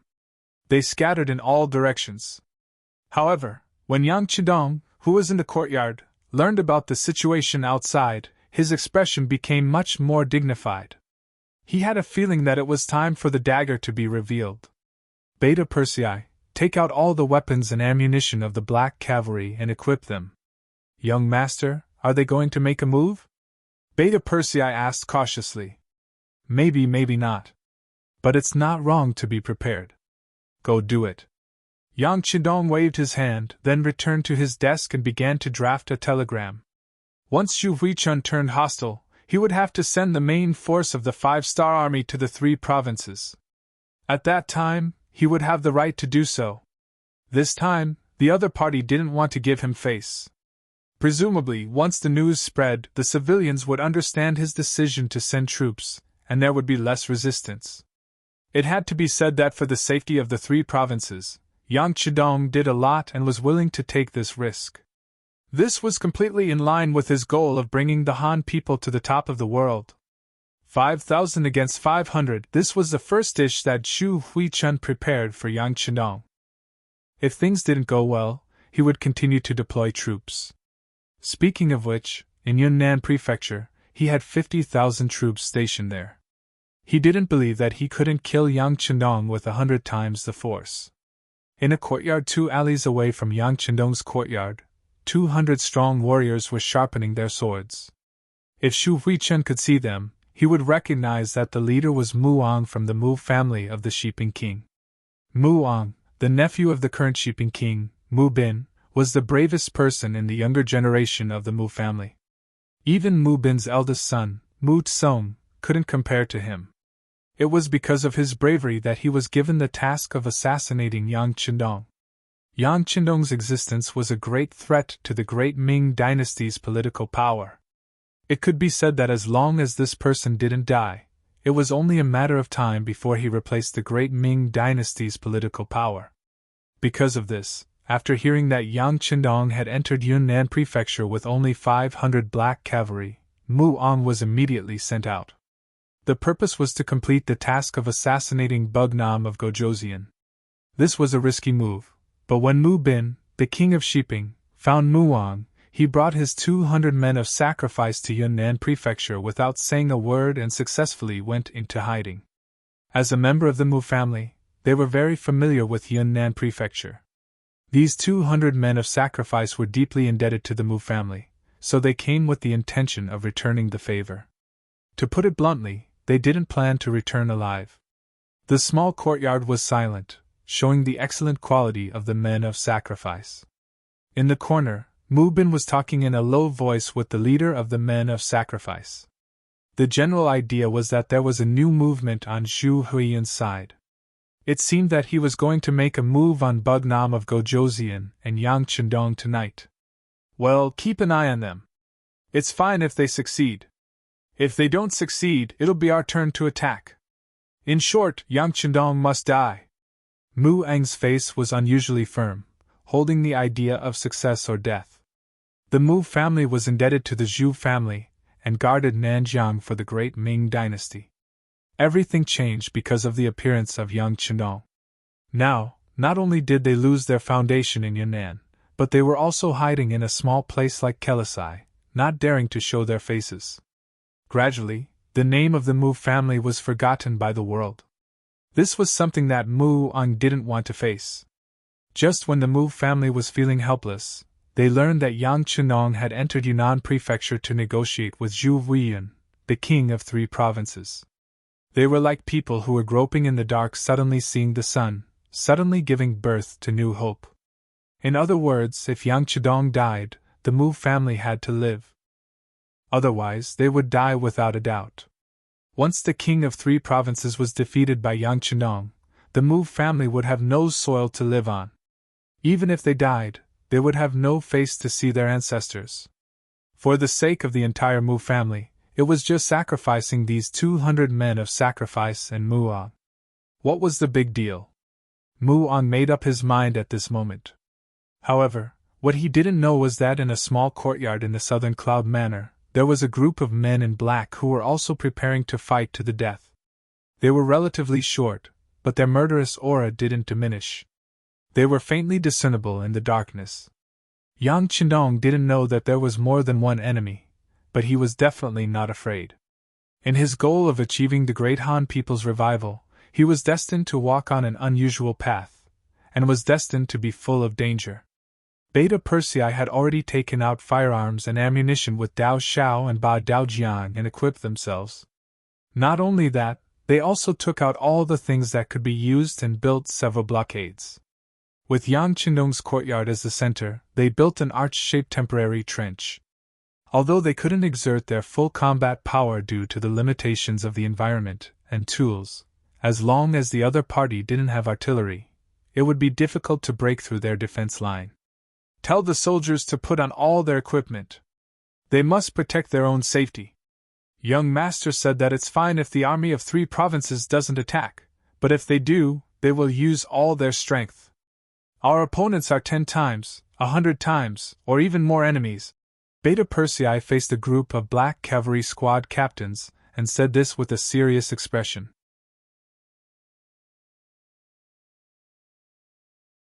Chapter 1567. Beta Persei couldn't understand why the young master didn't allow them to take the initiative to attack. The situation was obviously very dangerous, and Zhu Huihua's ambitions were completely exposed. What they should do now was to take advantage of the fact that it wasn't dark and suddenly kill their way out. This way, they could catch the other party off guard. Coupled with the undercover intelligence agents in the city, the chances of them leaving the city would be greatly increased. In the eyes of Beta Persei and the other black cavalry, Yang Qindong's safety was naturally the first priority.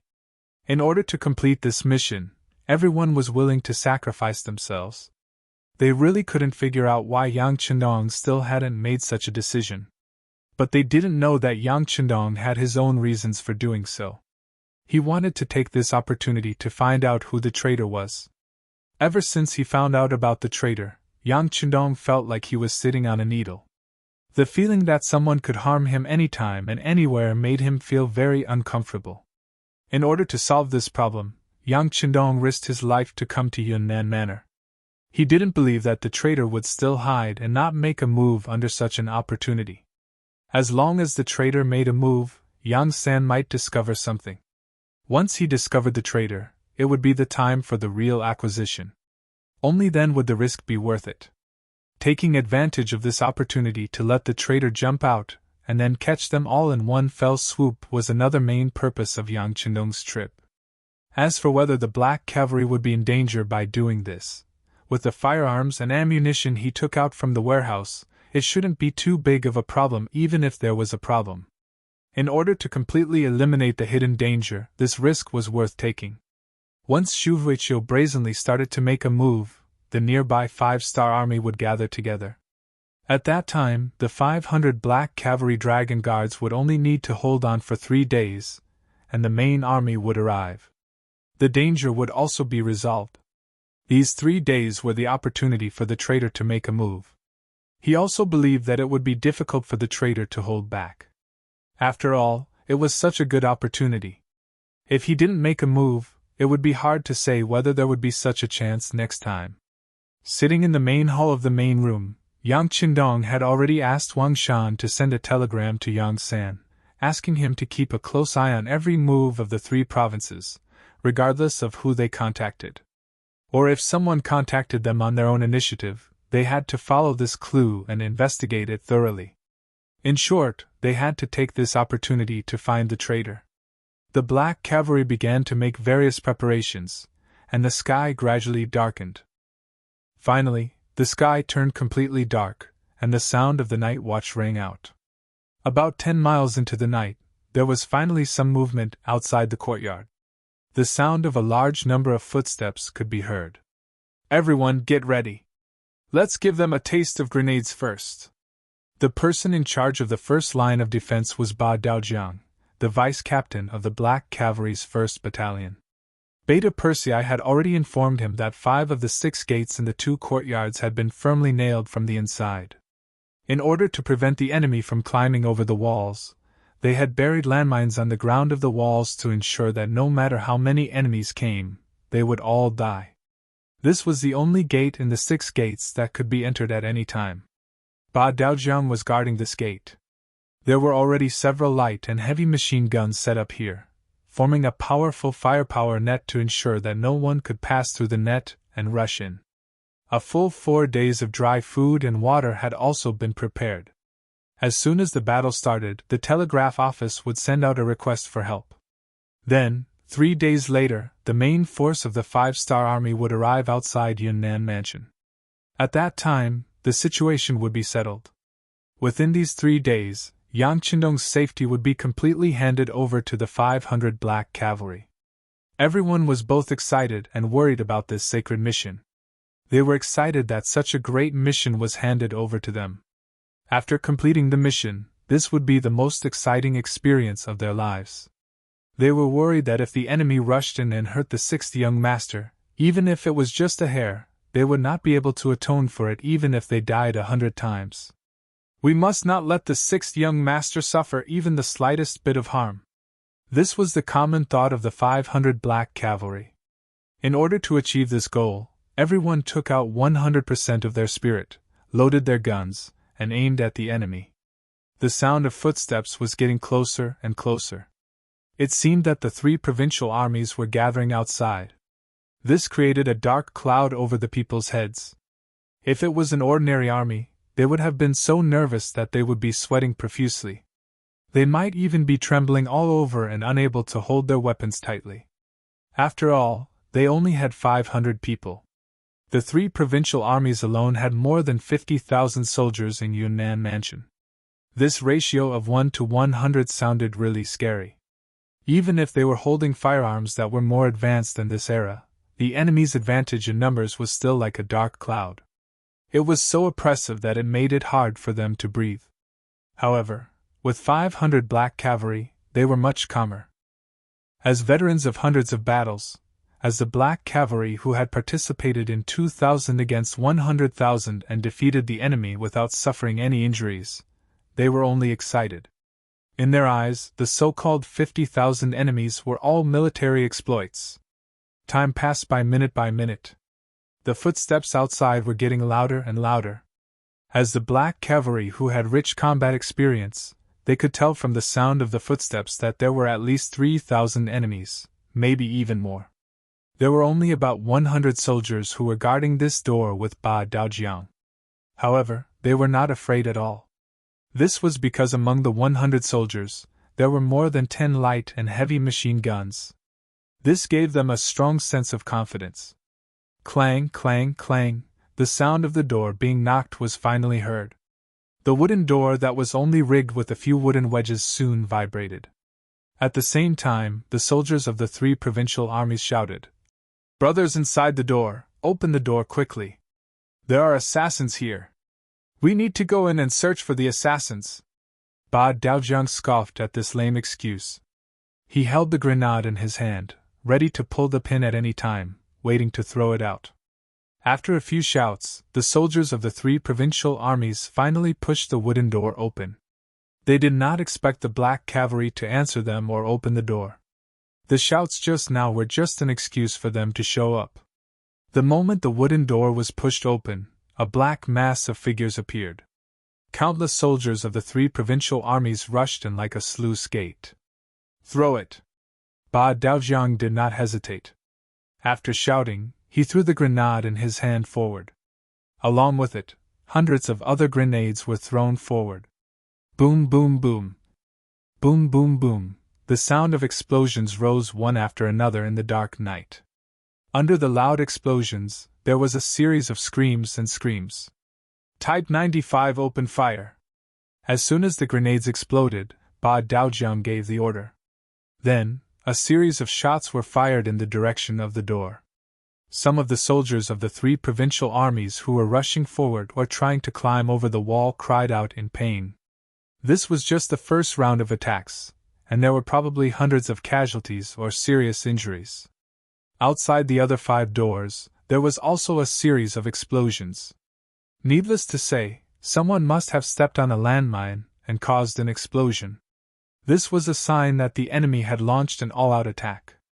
After a series of gunshots, the area in front of the wooden door became much quieter. The soldiers of the 3 provincial armies quickly retreated after leaving a trail of corpses on the ground. It was obvious that they were just testing the waters. The black cavalry was the best of the best.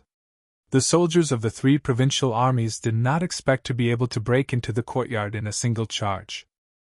"Quick, this door is open. Everyone gather here." A thunderous voice came from outside the courtyard. Clearly, after the other courtyards were unable to be opened, this courtyard that was the only one that was opened attracted the attention of even more people.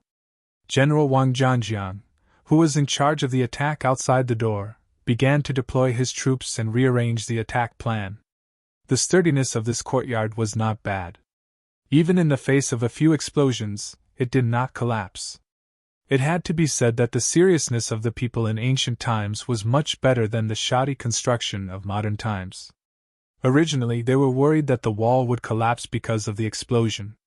If that happened, without anything to rely on, the difficulty of defending would be several times greater.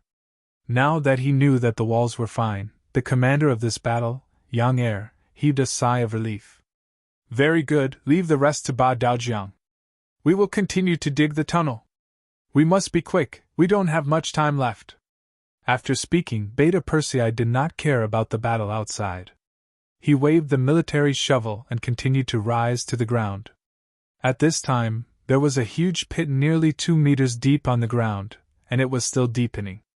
After about a quarter of an hour of rest, the soldiers of the 3 provincial armies outside the courtyard launched the second wave of attack. Compared to the last time, they had more people this time, and the momentum of the attack was more powerful. "Everyone, don't be afraid. They don't have much firearms and ammunition. As long as they don't have firearms, they can't be our opponents. Charge!" Wang Zhanjiang stood outside and shouted, cheering the soldiers on. Under the general's shout, a large number of figures appeared in front of the wooden door and on the wall. They were all fierce, cheering themselves on as they rushed forward to face the flying bullets. Pa-pa-pa. Pa-pa-pa. Gunshots rang out again, and one by one the black figures fell on the wooden door or on the courtyard wall. The figures that were alive and kicking just now were now bloody corpses. With just one wave of attack, at least hundreds of soldiers from the 3 provincial armies died. In this regard, Wang Zhanjiang, as the commander, did not have the slightest hint of pain on his face. These were all ordinary soldiers. In the eyes of the general, their lives were as cheap as dogs. If they died, they died. As long as there was money and food, they could quickly raise a new army.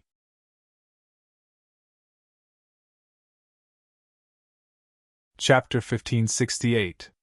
Charge! Continue to charge! The enemy's firearms can't possibly have unlimited gunpowder. Charge! Charge! Wang Zhanjiang yelled at the top of his lungs as he commanded the soldiers to charge into the courtyard one after another. It was as if they would not stop until they reached their goal. The charging troops came one after another. Even though the number of corpses on the ground was increasing, it still could not stop them from charging forward. As the charging momentum became more and more ferocious, they finally relied on their advantage in numbers to charge into the courtyard. They were less than 80 feet away from the black cavalry. "Machine gun team, get ready. Fire in one shot." Other than occasionally shooting with the 95 style, Ba Daojiang had been observing the changes in the battle situation. Seeing that the enemy's attacks were getting more and more ferocious, he could no longer control the situation by relying on the 95 style. Hence, he gave the order to the machine gun team. The so-called "fire in one shot" referred to the fact that they could only fire a clip of bullets. This way, they could stabilize the situation and not waste bullets. The machine gun team members who were already itching for a fight could only watch helplessly when they saw their comrades killing the enemy to their heart's content. Now that they had finally received the order to open fire, how could they be courteous? All the light and heavy machine guns rang out, and the bullets rained down like rain. The soldiers of the 3 provinces who had barely escaped death fell to the ground one by one. Da-da-da. Da-da-da-da. Under the sound of the machine guns, not a single living enemy could be seen in the courtyard in less than 20 seconds. The advantage that the 3 provincial armies had gained with great difficulty was wiped out in an instant. The dense sound of machine guns also caused the 3 provincial troops who were preparing to continue their charge to slow down.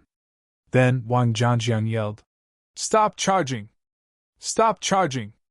They had no choice but to stop. Under such dense gunfire and the terrain that was less than 50 feet wide, the number of people sent out would be the same as the number of people who died. "Calculate the casualties!" Wang Zhangjiang yelled loudly. Then, he wiped the cold sweat off his forehead. Just a moment ago, he was prepared to lead the charge in order to encourage the soldiers. After all, there were already people who had charged in. In his mind, as long as he could charge in front of the black cavalry, he would be able to utilize the advantage of cold weapons.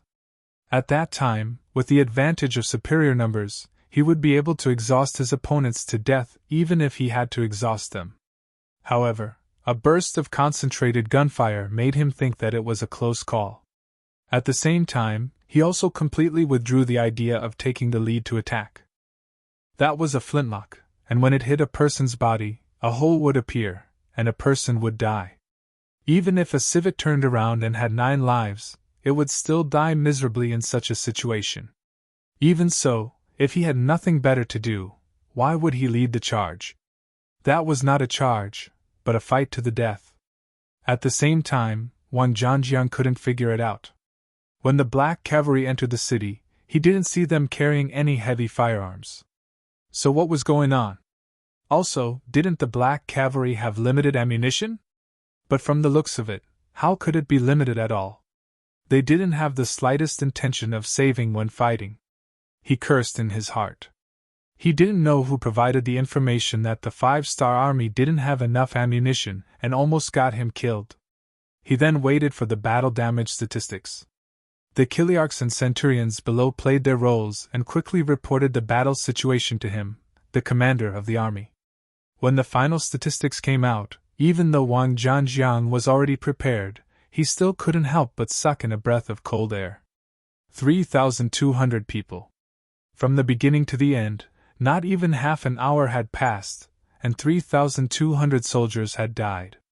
Among them, there were 400 soldiers who died outside the other 5 courtyards. The number of soldiers who died at the courtyard gate in front of him reached 2,700.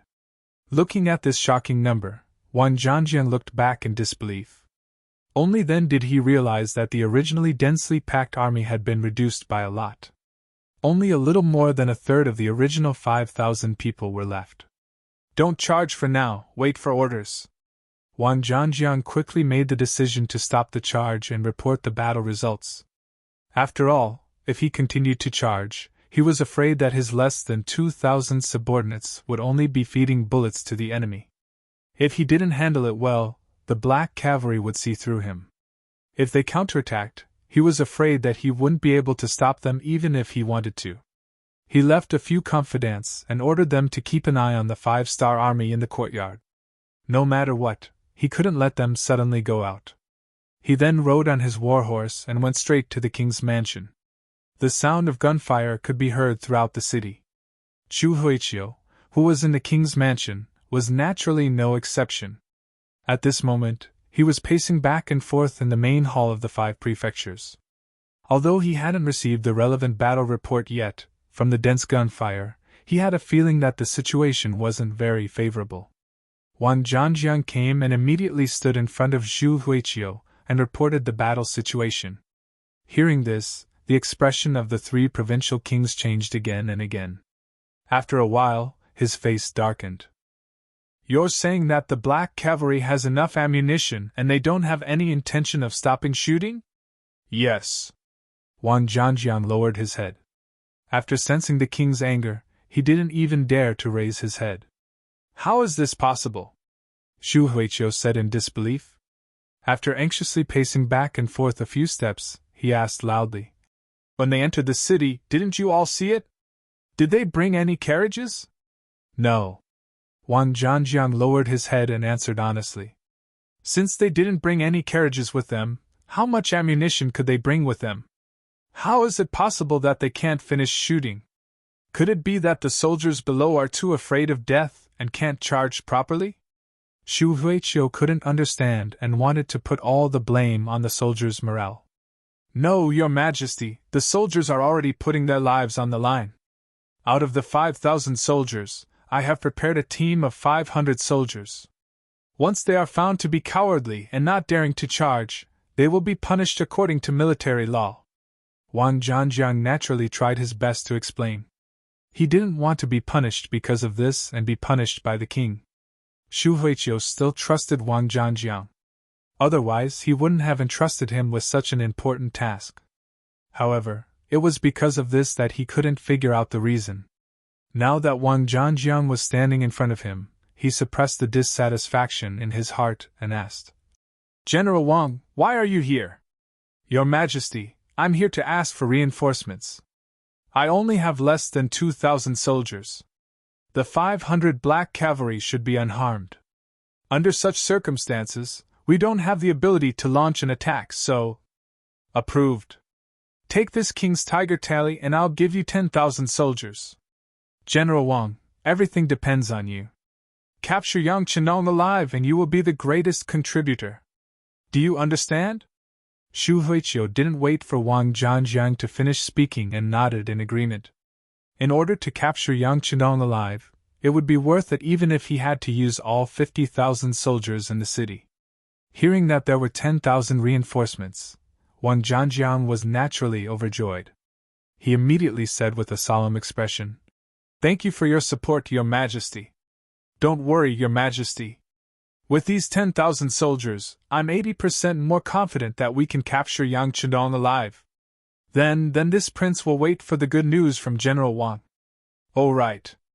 Remember, you must stop the attack after daybreak. Xu Huiqiu reminded him. The situation in the city wasn't very stable. When they attacked in the dark, the civilians couldn't see what was going on. They could only be suspicious, which was easy to deal with. However, once they attacked in the day, who knew what the civilians would do? The situation hadn't reached the most critical point yet, so there was no need to take the risk of attacking in the day. Wang Zhanjiang quickly nodded in agreement. He naturally understood this logic. During the day, he was the one who had led the soldiers to persuade the 5,000 civilians to return. How could he not know that if they attacked in the day and the civilians reacted, wouldn't the situation become even more chaotic? Wang Zhanjiang took the Tiger Troop talisman and left. 2 hours later, at midnight, he brought 10,000 soldiers to the courtyard. With the arrival of so many soldiers, the streets near the courtyard were quickly filled with soldiers. With so many reinforcements in hand, Wang Zhanjiang's confidence was greatly boosted. With a wave of his hand, he sent out 2,000 soldiers and once again launched a fierce attack on the courtyard. Gunshots sounded once again, from sporadic to concentrated, indicating the intensity of the battle. A few hundred steps away in the courtyard, Yang Chenong wasn't sleeping. Instead, he stood in the courtyard and looked up at the bright moon hanging high in the sky. It was the 14th day of the lunar calendar. The moon in the sky was very bright, but Yang Chenong's heart was a little heavy. The moment Xu Huiqiu began to turn hostile, Wang Shan had already sent a message to the main force of the 5-star army waiting in Langsun. Presumably, they had already set off. A total of more than 200,000 soldiers should have already entered the 3 provinces. With the speed of the 1st Cavalry Army and the new army's cavalry, they should be able to reach Yunnan Manor in 3 days. At that time, there would be a lot of fighting and killing. When he thought about how many Han people would die in this battle, Yang Chenong's mood was not good. The reason why Yang Chenong had conquered the surrounding areas of the great Ming dynasty was because he wanted to take over this place with the smallest price. After all, the people who had lived here for generations were all Han people. The death of any one of them would be a loss to the Han people. If he wanted to bring the Han people to the peak of the world, he needed to have a certain proportion of Han people. Only then would he be considered the king of the world. Originally, he thought that after conquering the surrounding areas and showing enough strength, the great Ming dynasty would be afraid of him. At that time, he would only need to pay a small price to peacefully take over this place, allowing more Han people to live better lives and obtain the greatest respect.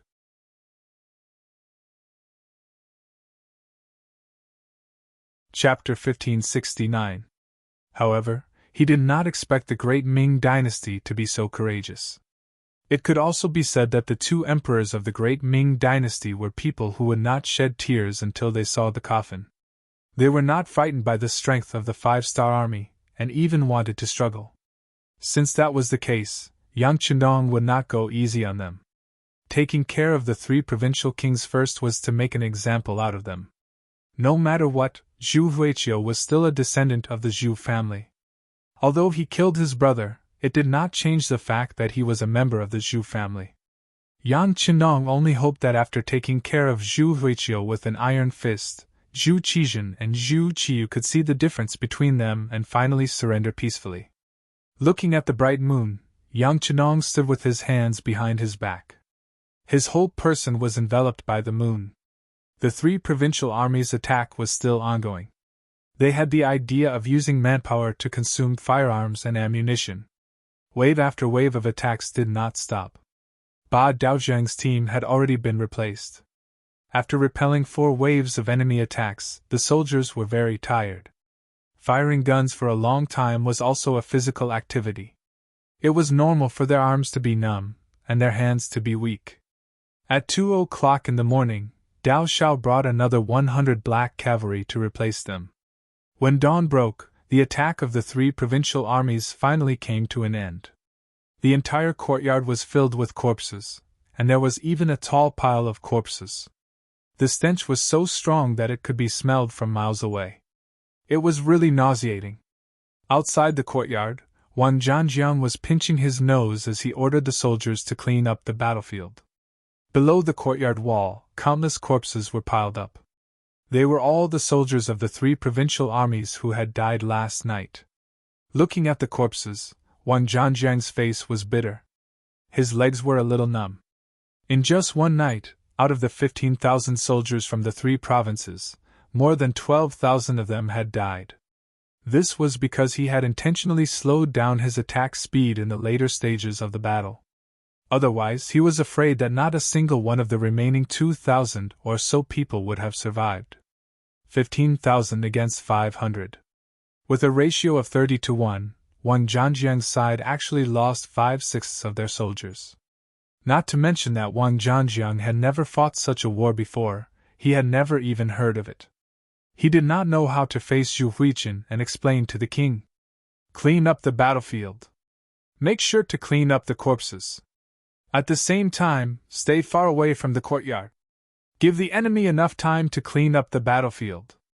After giving this order to the soldiers below, Wang Zhanjiang urged his horse to head towards the 3 provinces. Not long after Wang Zhanjiang left, a raging fire also ignited in the small courtyard. The number of soldiers in the black cavalry was limited.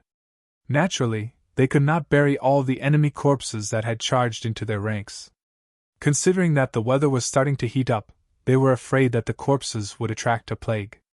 After reporting to Yang Chendong, the soldiers used a large fire to solve the problem. They burned all the enemy corpses with cremation. The smell of the burning corpses was quite unpleasant. When a breeze blew, the air in the entire southern cloud manor changed. Therefore, no matter whether it was near or far from the small courtyard, the people in the city all knew that someone had attacked the small courtyard where Bug Nam of Gojoseon lived last night. Immediately, for their own safety, many people walked onto the streets and asked for help from the 3 provinces. Zhu Huiqiu had expected the people's actions.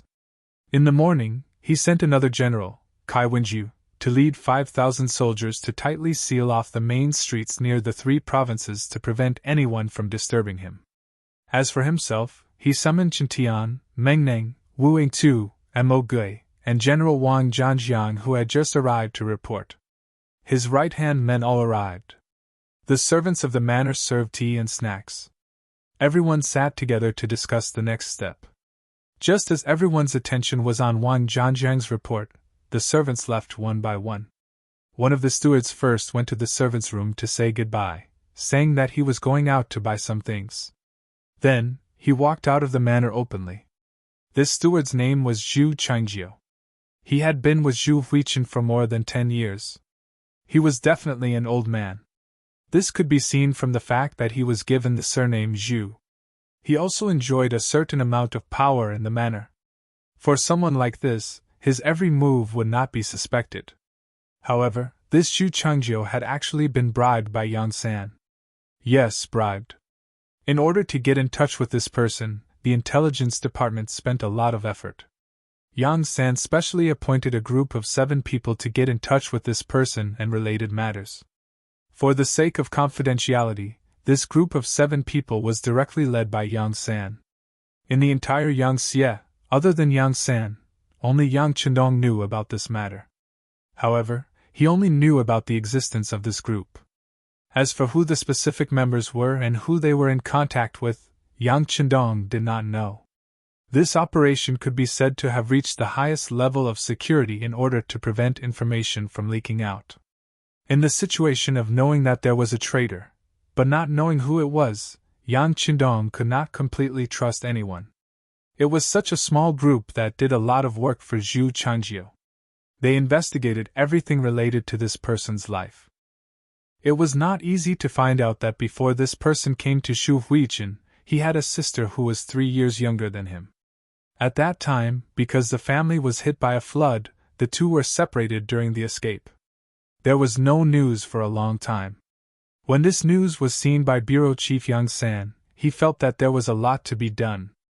At that moment, he put in a lot of effort and mobilized a lot of manpower and material resources to investigate this matter. His hard work paid off, and he really did manage to find out. Coincidentally, this woman was still alive, and she even came to Crimson City by accident. Now, she was already married, and she was a middle-level leader in the textile factory. After hearing this news, Yang San was overjoyed. He brought all the information and paintings about this woman, which was Wang Ling, to Yunnan Manor. Under the arrangement of the 7 small secret group, he met with Zhu Changjio, this person whose original name should be Wang Chang. When Zhu Changjio was blocked by Yang San in an alley, he instinctively wanted to shout. Based on his familiarity with the surrounding environment, he knew that there was a street 30 steps behind him. There must be soldiers patrolling on the street. His shout was likely to attract their attention. Just when Zhu Changjio wanted to shout, Yang San handed over the paintings in his hand. There were a total of 4 paintings. One of them was Wang Ling's current appearance, another was a painting of his parents together in his memory, another was a painting of her and her brother, who was Zhu Changjio, playing by the river in front of the courtyard when they were young, and the last one was a painting of Zhu Changjio before they separated. Wang Ling was now a middle-level leader in the textile factory. Her husband's family was an ordinary leader in the city lord's residence. She also gave birth to 3 cute children, and they were all studying in Yang Xie's school. It could be said that she had received a lot of favors from Yang Chendong. Now that there was something that needed her help, she would do her best to help. When the 4 paintings appeared in front of Zhu Changjio, the door of his dusty memory was opened. For a moment he shut his mouth. Just like this, Zhu Changjio, who didn't resist, had a long chat with Yang San in a secret and safe place. When he found out that his sister was living well and had given birth to 2 little nephews and a niece for him, Zhu Changjio cried tears of joy. All these years, it wasn't that he didn't think of looking for his sister. This matter had even alarmed Zhu Huiyan. He had sent people to look for her, but there had been no news. Over time, everyone thought that this woman must have died and was no longer in this world. But happiness came so suddenly. "Tell me, what do you need me to do?" Zhu Changjio was also a smart person. Otherwise, he wouldn't have been recognized by Zhu Huiyan. He looked at Yang San and asked in a deep voice. Outsiders didn't know what the two of them talked about. Anyway, after Zhu Changjio left the house, he became Yang San's spy. His main task was to find out what other forces were secretly in contact with Zhu Huiyun other than the subordinates of the three provincial kings. Regarding this matter, Zhu Changjiu felt somewhat guilty. After all, Zhu Huiyun had treated him well. But when he thought of Yang San's promise that not only could his sister live a better life in Qiqian City, but after the matter in Yunnan, he could also go to Qiqian City to reunite with his sister. In the end, his emotions won over his rationality. Moreover, he only wanted to find that mysterious person, not to do anything to Zhu Huiyun. After thinking this through, Zhu Changjiu accepted this task. Today, he left the mansion to report to Yang San. This was the first time he saw Mo Gui in the main hall. Judging from everyone's reaction, this should be the person Yang San was talking about. In the past, Mo Gui had been hiding in the three provincial kings' mansions. Because he lived in a place where outsiders couldn't get close, Zhu Changjiu didn't know. Yang San spent a lot of effort but still couldn't get any news. But now, perhaps because Yang Chidong was surrounded in the courtyard, everyone thought that he couldn't escape. So, they didn't hide Mo Gui and let him come out to meet everyone. Even so, if it weren't for the spies in the king's mansion, it would be impossible to find out about this person's appearance. In the king's mansion, Zhu Huiyun didn't know that Mo Gui had been exposed. He was listening to Wang Zhanjiang's report of last night's battle. When they heard that after a night of fighting, after launching more than 10 attacks and losing more than 12,000 men, they still couldn't break through the defense lines set up by the Black Cavalry Dragon Guards, everyone present fell silent. Obviously, the reality was different from what they had expected. The Black Cavalry Dragon Guards were not as limited as they had imagined. On the contrary, they should have had plenty of gunpowder.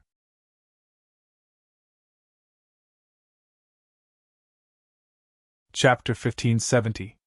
As for how the Black Cavalry did this, it was a mystery that everyone couldn't figure out. The most important question now wasn't to find the answer, but what to do next.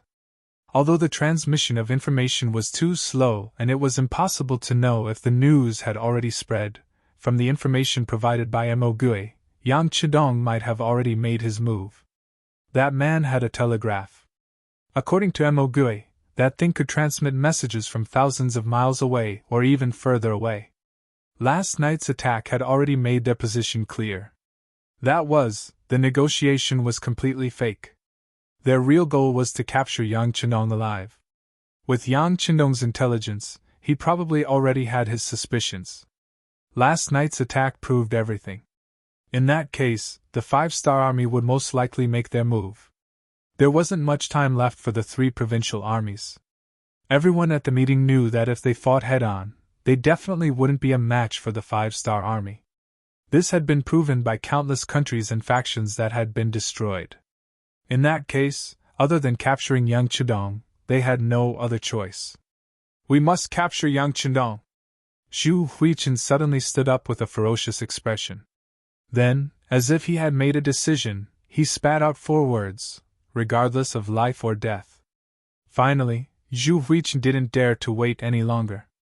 If he couldn't capture Yang Chidong within the time limit, once the main force of the 5-star army arrived outside Yunnan Manor, he wouldn't have a chance to make his move. On the other hand, as long as Yang Chidong died, even if he didn't capture him alive, as long as he could leave Yunnan Manor before the main force of the 5-star army arrived, he would effectively avoid the first attack.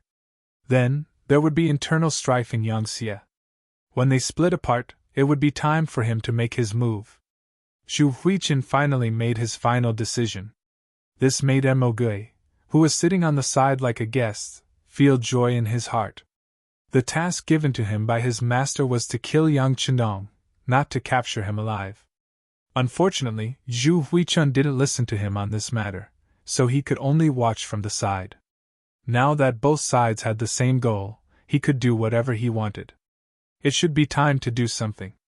Mo Gui had just made up his mind when Zhu Huiwa looked at him. Mr. Mo, I've decided to kill Yang Chidong. Shouldn't you do something? Of course. Mo Gui nodded with a smile.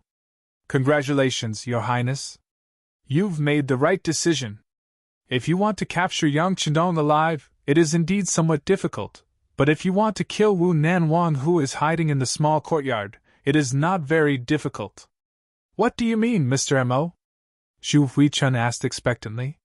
He already knew that Mo Gui's master wanted Yang Chenong dead, but he wanted to gain more benefits, so he didn't make up his mind. Now that they had the same idea, he believed that Mo Gui would do something to help him. "Your Highness, my master has just sent a batch of cannons. They are in a workshop in the east of Yunnan Prefecture. I'll have to trouble General Wang to make a trip there." Mo Gui was still smiling as he told Zhu Huichun the answer he wanted. What did he mean by just sent a batch of cannons? Only an idiot would believe that. Although the current southern Cloud Manor wasn't heavily guarded, it would be harder than ascending to the heavens to send something as large as a cannon into the city without anyone's knowledge. This could only mean that the cannons were already in the city. But Mo Gui's master wasn't satisfied with Zhu Huichun's idea, so he didn't reveal his trump card. Zhu Huichun quickly figured out the crux of the matter, but he still pretended to be happy and laughed. "Good, good. Mr. Mo's cannons are just in time. General Wang, go to the east of the city immediately and move the cannons outside the courtyard. Tonight will be the night Yang Chendong dies." "Yes, sir." Wang Zhanjiang stood up with excitement on his face. He had been worried about what to do at night. Looking at the black cavalry, as long as they didn't lack ammunition, it would take a lot of soldiers to charge in. But with the cannons, things were different. With the cannons, they could ignore the enemy's firearms. The courtyard wasn't that big, so they could just bombard it. Then, he could eliminate the black cavalry without touching a single hair of the enemy. With a face full of joy, Wang Zhanjiang accepted the order and left. Not long after, he arrived at the workshop in the east of the city that Mo Gui mentioned. He found 10 cannons and 300 rounds of ammunition in the courtyard. Whether it was the number of cannons or the number of cannons, Wang Zhanjiang was overjoyed. They had wanted to stockpile cannons before, but the southern Ming Empire had imposed a blockade on them, and the 5-star army didn't have any intention of selling cannons, so they could only wait. Now that they finally had the cannons, General Wang felt that his body was full of energy. The cannons were found and transported from the east of the city to Yang Chendong's courtyard in the west of the city. The news quickly reached Yang San's ears. The spies he had hidden in the 3 provinces' armies were finally useful. The news was also sent to Yang Chendong through the radio. "Sixth young master, urgent call." Telecommunications Director Wang Shan nervously sent the newly copied telegram to Yang Chendong. "Don't panic, the sky won't collapse," Yang Chendong said confidently. He reached out and took the telegram. When he read the contents clearly, his eyebrows couldn't help but raise high. Then, he fell into deep thought. There were no cannons in the 3 provinces' armies. The only ones that had been used to attack Beijiang Prefecture had all been blown up. This could be seen from the previous intelligence department and various reports. This was also one of the reasons why Yang Chendong dared to enter the city with only 500 black cavalry soldiers. However, the other party now had 30 cannons and 300 rounds of ammunition, which made the situation serious. This didn't mean that Yang Chendong was afraid of these artillery shells. These days, Beta Persei didn't participate in the battle and command the battle. Instead, he led the 300 black cavalry soldiers to continuously dig tunnels. Wasn't it to prevent such a thing from happening? Yang Chendong was now thinking about the source of these cannons. Yang San had made it very clear in the telegram that these cannons were not the field cannons of the 5-star army, but the red coat cannons created by the southern Ming dynasty.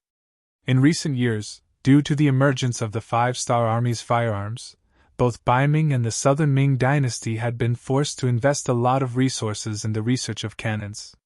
Now, they both had a large number of cannons, but due to the lack of technology, most of these cannons were solid shells, and the range was very limited. Not to mention the power of the cannons, or whether Yang Chendong had prepared for it, the source of these cannons alone was enough to make one ponder over it carefully. Did the southern Ming dynasty support the 3 provinces' armies to kill him? Or did the traitor help Zhu Huiming get them? If it was the former, it would be fine. After dealing with the 3 provinces' armies, he could use this as an excuse to start a war with the southern Ming dynasty. However, if it was the latter, then the identity of the traitor was somewhat interesting. The traitor understood the situation in the Yangxia dynasty very well, could speak with the southern Ming dynasty, and could even obtain such an important weapon like the cannons. Who could this traitor be?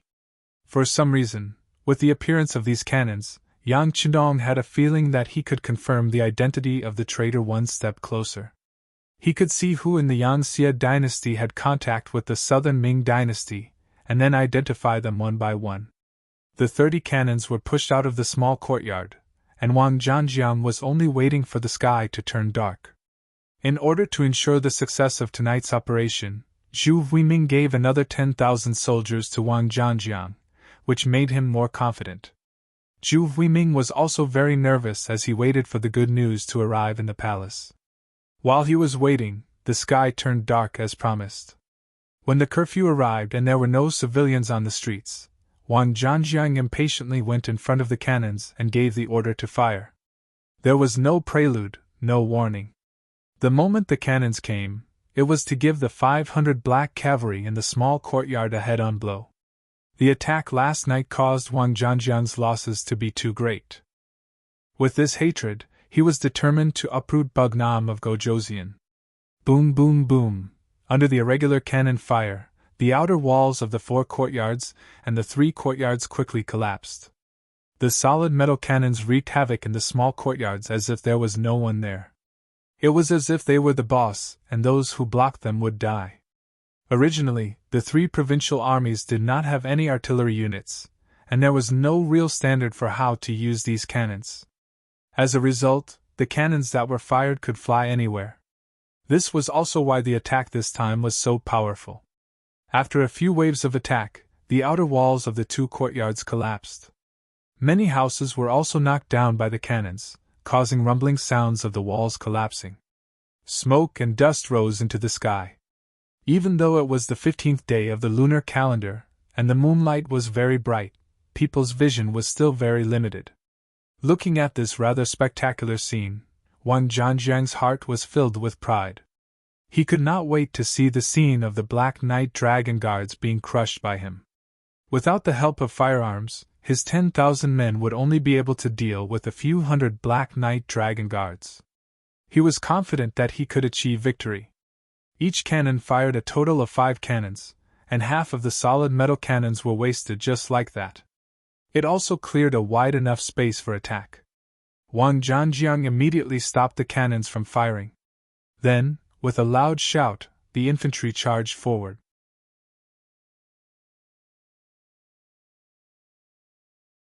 Chapter 1571. If they hadn't received the news in advance, it would have been like last night. The Black Cavalry Dragon Guards would have set up a firepower net and blockade outside. In the face of this sudden solid bullet attack, they would have suffered heavy losses. It wasn't impossible for them to lose their defensive line tonight. However, after receiving the news a step earlier, everything was a different picture. Long before the sky turned dark, most of the Black Cavalry had already hidden in the tunnel that Beta Persei had dug. This kind of tunnel was similar to the bomb shelters of the future. Even if it was a burst of fire, it could block it, not to mention a solid bullet. It could not hurt the people hiding here at all. Most of the Black Cavalry were hiding. Only less than 50 Black Cavalry were sent outside. They hid in various houses and used the solid walls to observe the movements outside.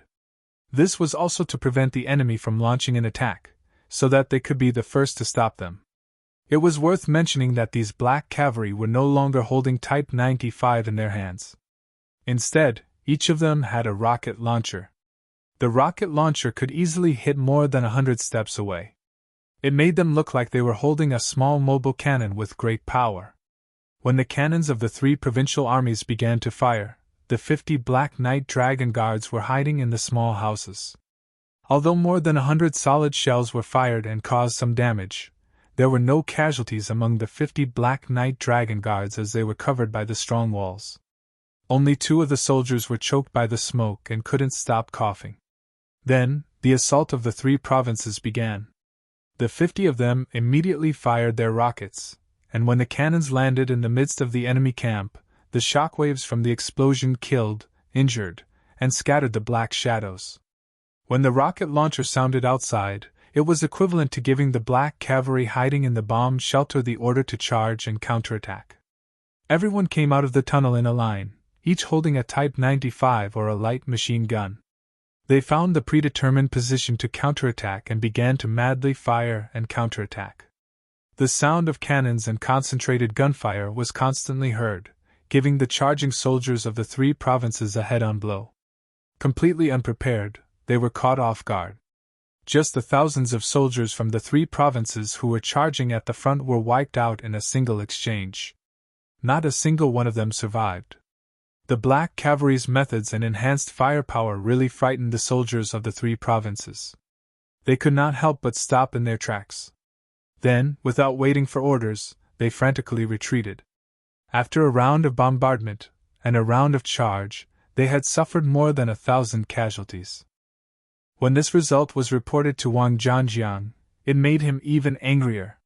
His face also revealed a crazy expression. Boom! Continue to bombard them. Destroy all the houses. I want to see where they can hide. The wave of bombardment just now had already destroyed more than a third of the houses in the two courtyards. This allowed the soldiers of the three provinces to charge more than 10 steps without any threat. Wang Zhanjiang wanted to use the same method to continue to charge forward, slowly nibbling away the space for the Black Cavalry to survive, and finally gain the initiative of the battle. The cannons were pushed forward again. Each of the 30 cannons fired 2 shells, which meant 60 solid shells rolled in front of the houses. Without the obstruction of the courtyard walls, more than 10 houses were destroyed.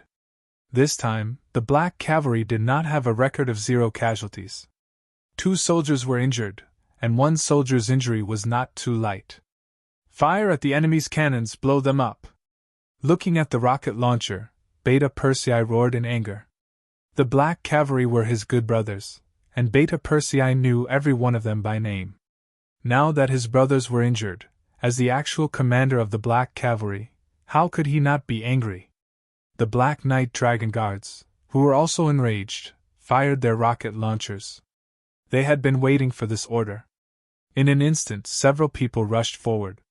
Under the moonlight, they came within 80 steps of the 30 cannons.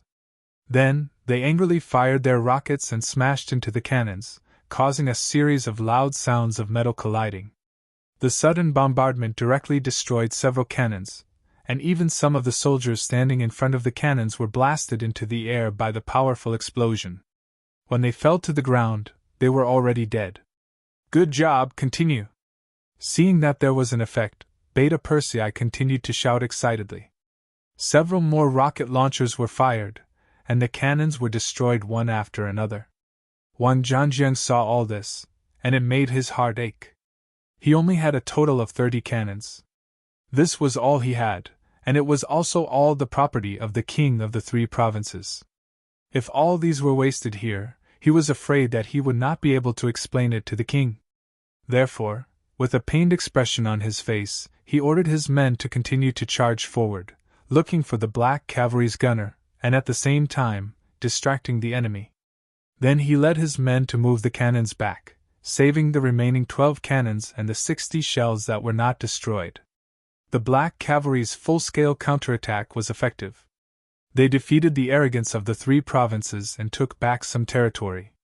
But after all, it was a fact that so many houses were destroyed. After waiting for less than half an hour, the third charge organized by Wang Zhanjiang began. When the soldiers of the three provinces came from all directions, the pressure on the Black Cavalry multiplied. When there were enemies on all sides, it was not as easy as before to block the enemy outside the position.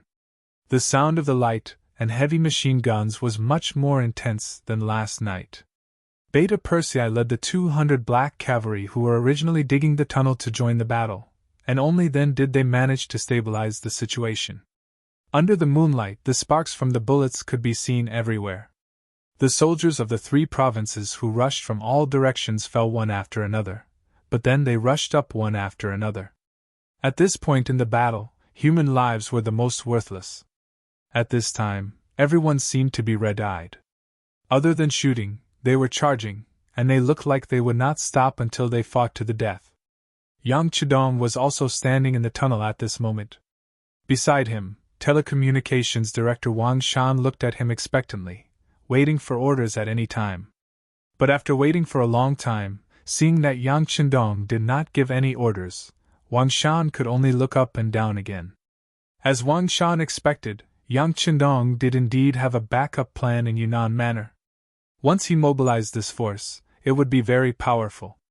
But he did not do that, not for anything else, but because he felt that things had not reached the final juncture yet. Just like how he had a backup plan, he had a feeling that his opponent also had a backup plan that had yet to be used. He was waiting, planning before moving. The attack was still going on, and the number of deaths was constantly increasing. General Wang Zhanjiang's face was already covered in cold sweat. Originally, he thought that with the help of the artillery, tonight's attack would be as easy as crushing dry weeds and smashing rotten wood. Even if he could not capture Yang Chidong alive, he could still kill him. But who would have thought that the other party was clearly prepared? After fighting for nearly 3 hours, there were less than 5,000 soldiers left in his hands. At this rate, he was afraid that when dawn came, not only would he not achieve the expected victory, but he would also not have any soldiers to use. In the past, he had always heard about how powerful the 5-star army was and how powerful their firearms were. But before he really saw it, he did not believe it in his heart. But after 2 consecutive nights of attack, he finally knew how powerful the opponent was. He also finally understood why so many forces and countries would be defeated and even destroyed when facing the 5-star army. Would the 3 provincial armies be wiped out as well? Once this thought appeared in his mind, he could not get rid of it. Wang Zhanjiang's face only became more unsightly. In the prince's mansion, Zhu Huixing was still waiting for the good news in the main hall. However, after sending out wave after wave of people and obtaining the current situation, his expression could no longer be as calm as before. When the sky began to slowly brighten, and the sound of roosters crowing could be heard in the city, he fell into a chair with a thump. He knew that another opportunity had passed in front of him just like that. The sky was already bright, and there was no turning back. Zhu Huixing had no choice but to give the order to retreat. He believed that he still had a chance. Before he lost all hope, he did not want the people to see this scene and cause a revolt. If that happened, who knew what would happen? Early in the morning, the generals came to the 3 provincial princes' mansion again. As usual, Wang Zhanjiang, whose eyes were bloodshot, was the first to give the report. Wang Zhanjiang, who had not rested for 2 consecutive days, felt tired both physically and mentally. But in front of the king, he could only force himself to give a detailed report of last night's battle. When he said that the 30 cannons were all destroyed by the 5-star army and that the soldiers suffered heavy losses in one night, the faces of the people in the meeting became very unsightly. The difference between reality and the plan was too big, so big that everyone could not accept it at the moment. Even though the gunshots rang out until dawn, everyone was mentally prepared for the attack to be unfavorable. But from Wang Zhanjiang's retelling, the result was worse than what they had expected. It seemed that the attack last night, other than destroying the outer walls of the 2 small courtyards and destroying some houses, did not hurt the black cavalry. Oh! Maybe they were hurt, but they did not see it, so they did not calculate it. Everyone comforted themselves in this way. When Zhu Huixing looked at everyone, he gave a different opinion. It's already been 2 days, we don't have much time left. Everyone, what should we do next? There were only 500 opponents, and they were right under his nose, heavily surrounded. However, he just couldn't eat them. This feeling made Zhu Huiyan very unhappy. When he looked at the crowd and spoke, his tone was filled with impatience.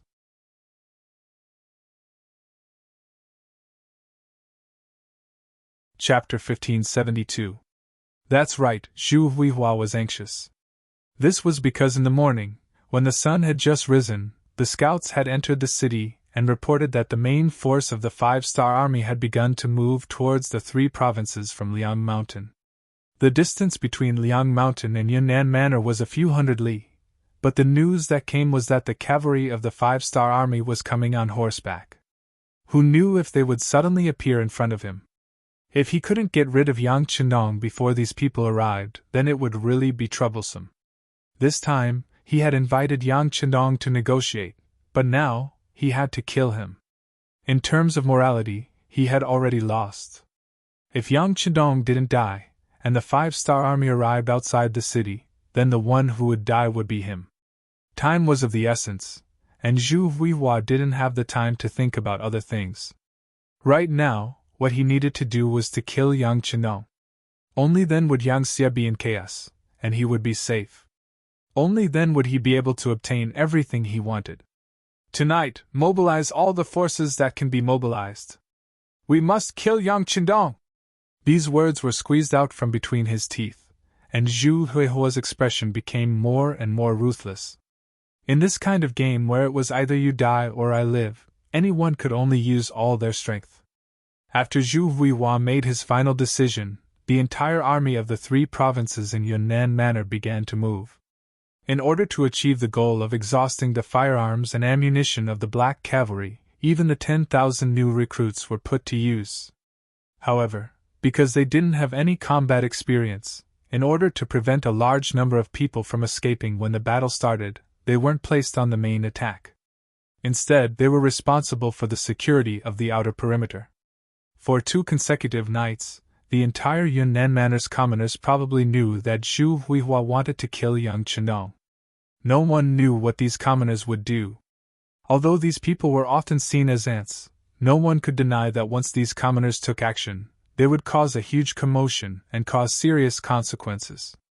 In order to prevent the civilians in the city from doing anything that would be detrimental to their operations, the 10,000 new soldiers that had just been recruited were put to use. Their main purpose was to protect the civilians in the city and prevent them from suddenly causing trouble. Rather than calling them new recruits, it would be more accurate to call them able-bodied men. These people were all captured from various places. They didn't want to join the army at first, but they were unlucky and were captured at the last minute. Among them, there were more than 3,000 able-bodied men captured near Mount Liang. However, everyone knew that more than half of these 3,000 people were cold front warriors. Moreover, they were under the command of Chang Hu, the elite 1st Regiment of the 1st Regiment of the Cold Front.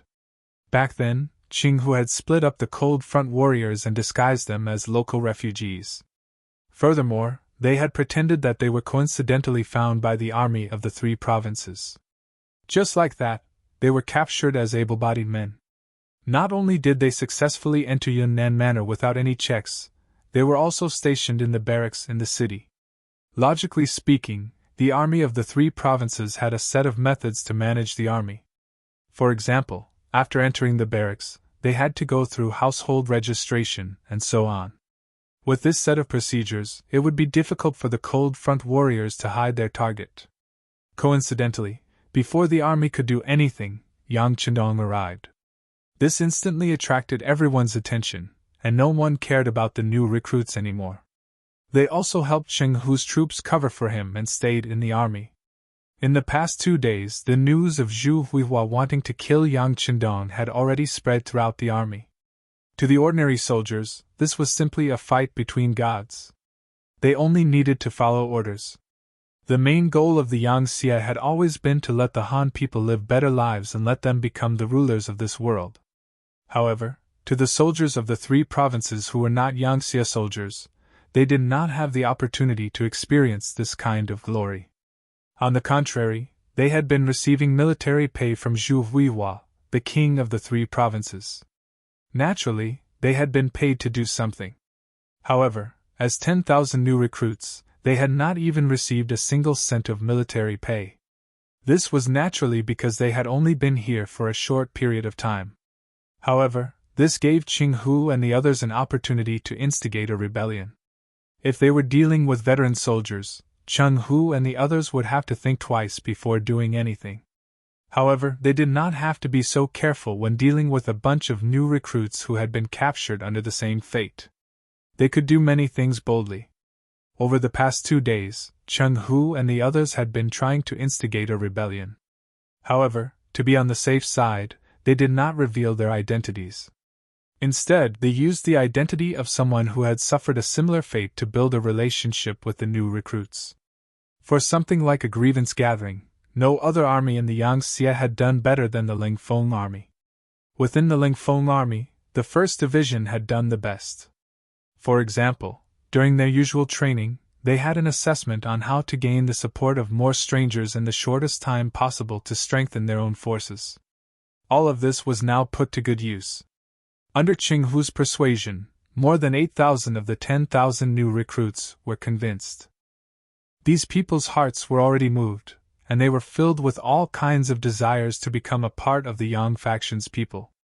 Under the propaganda of Cheng Hu and the others, the slogan of saving Bugnam of Gojoseon and making a contribution to the Yangtze army quickly spread to the people.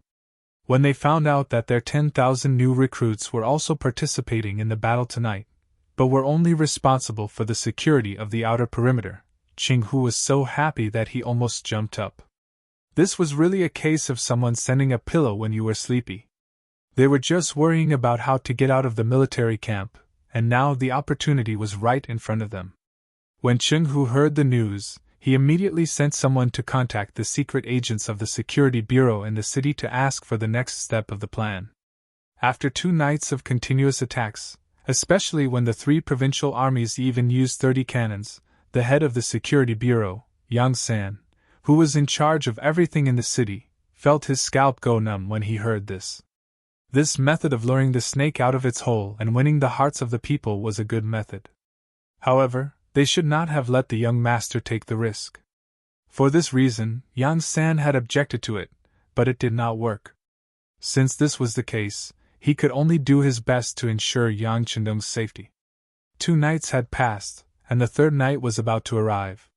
Seeing that the 3 provincial armies would launch a new round of attacks in a few hours, Yang San had already made a decision in his heart.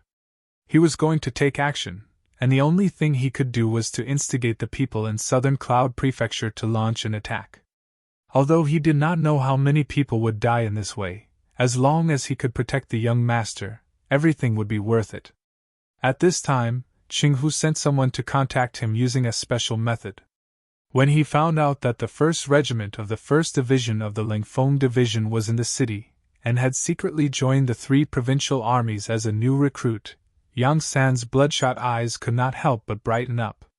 He was so happy that he exclaimed, "The heavens are really helping me! The heavens are really helping me, Yang Xie!"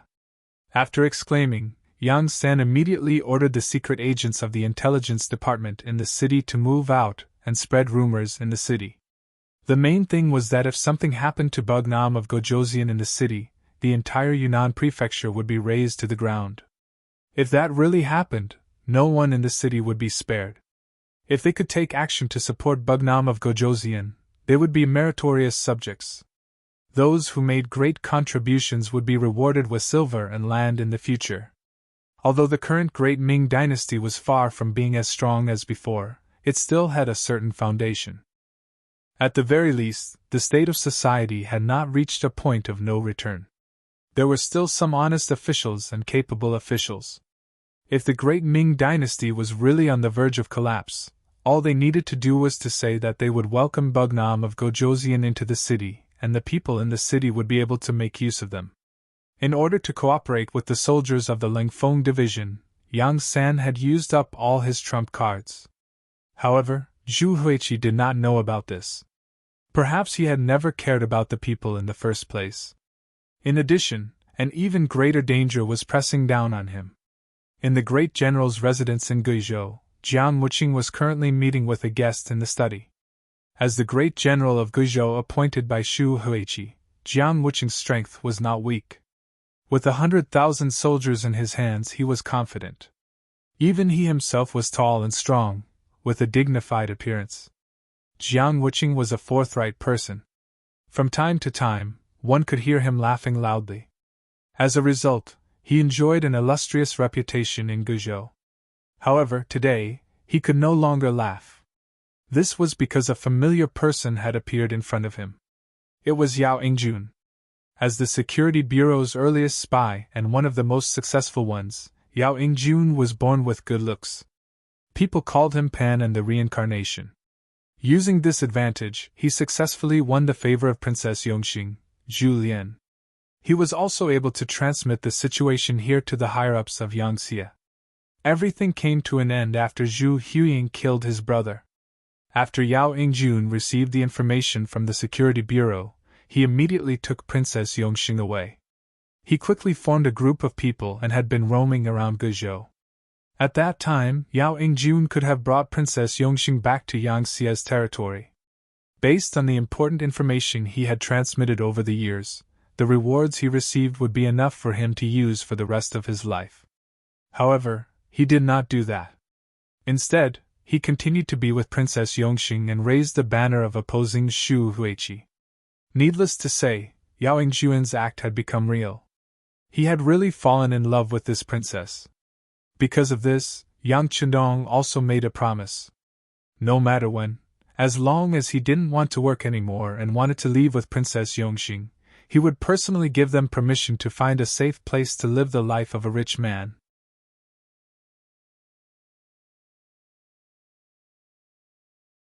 Chapter 1573. Those who had done intelligence work knew that it was easy to enter but difficult to leave. After doing intelligence work for a day, it would be difficult for someone who had spent their entire life in intelligence work to leave safely. As such, many people envied Yao Yingjun because of this matter. Feeling grateful for Yang Chendong's kindness, Yao Yingjun decided to do better work to repay his kindness. This time, taking the initiative to meet Jiang Wuqing was a risky move by Yao Yingjun to repay his kindness. When Zhu Huiyun was still alive, Yao Yingjun knew Jiang Wuqing, but they did not have much interaction at that time. As such, when he appeared alone in the Jiang residence, Jiang Wuqing was shocked. Considering that Bugnam of Gozhouzian had already entered the Yunnan residence, and now that Yao Yingjun had taken the initiative to appear in front of him, Jiang Wuqing instantly thought of many things. "Come in with me."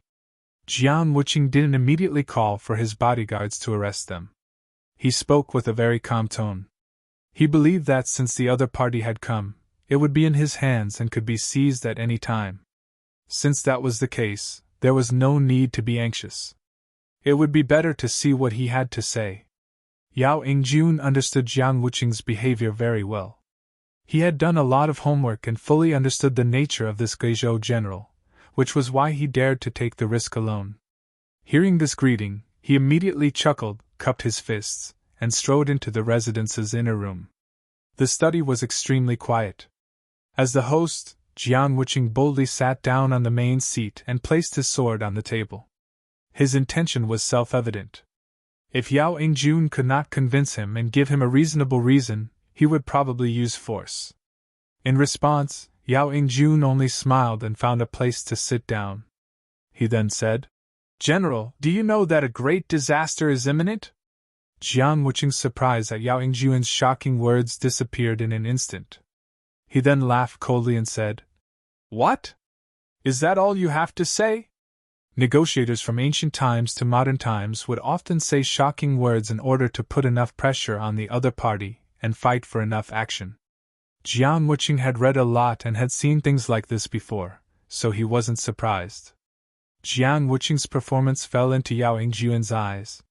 He sighed in his heart at this person's calmness. Then he said, "General, this one is not speaking arrogantly, but this is the truth. Bugnam of Gozhouzian was wise and mighty. In just a dozen years, he had conquered and occupied several territories the size of the great Ming dynasty. He had more than 1 million troops under his command, and more than 10 million people under his rule. Wherever Bugnam of Gozhouzian went, his enemies were either killed or beheaded.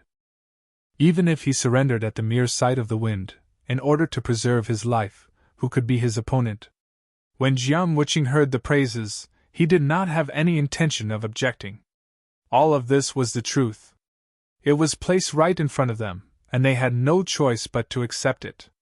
On this point, even Jiang Wuqing had some admiration in his heart. After praising Yang Chendong, Yao Yingjun continued, "Today, my lord has come to Yunnan Manor. Presumably, I don't need to say more about what will happen next. General, you should know what will happen, right? Faced with this question, Jiang Wuqing knew that he had to say something, so he said, Brother Yao, you flatter me. As far as this general knows, my lord has already laid an inescapable net in Yunnan Manor, and Bugnam of Gojoseon only brought 500 followers into the city. Now that 2 days have passed, I'm afraid that Bugnam of Gojoseon is now under my lord's control. Jiang Wuqing only received the news that Yang Chendong had entered Yunnan Manor this morning. At that time, he was indeed shocked by Yang Chendong's spirit of risking his life alone, but at the same time, he was extremely impressed. Although Jiang Wuqing did not mention it to anyone else, he knew very well that this time, Yang Chendong appeared in Yunnan Manor and made such a risky move in order to save the people of the 3 provinces from the suffering of war. Unfortunately, Jiang Wuqing knew his master very well. This was a master who would kill his own brother without hesitation. Such a person only had interests in his eyes, so how could he be honest? He could not understand. If he could see this point, then the wise Bugnam of Gojoseon should also be able to see it, but why did he still risk his life? Just as he was wondering in his heart, Yao Ingjun arrived. A sense of curiosity arose in his heart. He wanted to see what Yao Ingjun thought about this matter, and what he had to say. How could Jiang Wuqing know that it was precisely because he had just received the news from Yunnan Manor that Yao Ingjun appeared in order to force the other party to make a statement at the first moment? After all, Jiang Wuqing was a very magnanimous person who treated the people well. He was considered a good official, so it was better to try to win over such a person if he could. Ha! When Yao Ingjun heard this, he threw his head back and laughed heartily. Just as Jiang Wuqing was confused and somewhat confused, he suddenly stopped and said, What's wrong? General, do you think that you can keep my master with the means of the 3 provincial kings? To be honest, since my master dared to enter Yunnan Manor, he naturally made all kinds of preparations. How could he be easily controlled by others? If he did not have such means, how could he have today's achievements? Jiang Wuqing still believed Yao Ingjun's words from the bottom of his heart. He also did not believe that Yang Chendong, who had always been invincible, would take such a risk. However, he just could not think of any way to break out of this situation. Out of curiosity, he could not help but ask, Oh? But what means does Bugnam of Gojoseon have? Ha! Shaking his head, Yao Ingjun did not answer this question. In fact, he himself did not know what means Yang Chendong had left behind. If he did not know the reason, how could he solve other people's doubts? Yao Ingjun, who did not answer this question, only said, General, just wait for the result. But then he mentioned the purpose of his visit, which was to persuade Jiang Wuqing to surrender. General, since my master has come to Yunnan Manor, presumably there will be a result soon. And I can say with certainty that the final loser will be Zhu Huihua. Then, may I ask, once the 3 provincial kings are captured, what will the general do? After saying these words, Yao Ingjun kept staring at Jiang Wuqing's eyes, as if he wanted to find the answer he wanted. What to do? This was what Jiang Wuqing needed to consider. The great Ming dynasty's system valued the civil and despised the military. It was destined that the social status of the military would not be too high. For example, if a scholar made a mistake, he would often be held high and let go lightly. This was because behind him were his schoolmates, fellow townsmen, peers, and colleagues. Even if he made a mistake one day and left a way out, they would all stand up and speak up. On the other hand, if a military general made a mistake, he would often be thrown into a bottomless abyss. It was even possible to go down to the 18 layers of hell. This was especially true for those civil officials. In order to suppress the status and development of military generals, they would spare no effort in using all their strength. This was also the reason why military generals received far less treatment and reputation compared to civil officials, even though they were both subjects. Jiang Wuqing was born a military general. In the past, he did not know how many military generals and ancestors were played in the palms of the civil officials, and even had their families destroyed. Among these people, some really did make mistakes, and some were directly wrong because they offended someone. And even if they really did make some mistakes, should they be punished? Also, should the families of these military generals be so heavily implicated? At best, they would be exiled and made into slaves. At worst, they would be killed.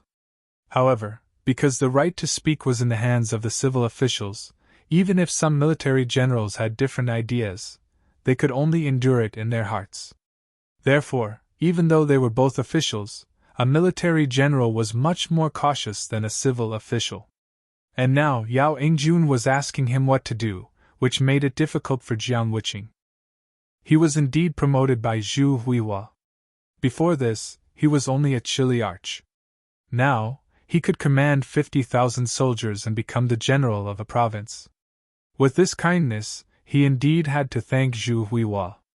But of all things, Zhu Huihua should not have provoked Bugnam of Gojoseon. Who was that person? He was an existence that could easily destroy grassland wolves. How could the local army compare to such a person? Even if Bugnam of Gojoseon entered Yunnan Manor, and something happened. But what about the other people in Yangtze? Would they take revenge? Moreover, he had already heard that Bugnam of Gojoseon had appointed a prince, which was his successor. Would they really collapse? Taking a step back, if Bugnam of Gojoseon's Yangtze collapsed, what good would it do to him? Based on the fact that he had once served Zhu Huihua, not only would Yangtze's people not forgive him, but the civil officials in the southern Ming dynasty would also not let him off easily. If he was lucky, he would be dismissed. If he was unlucky, then he and his family would die.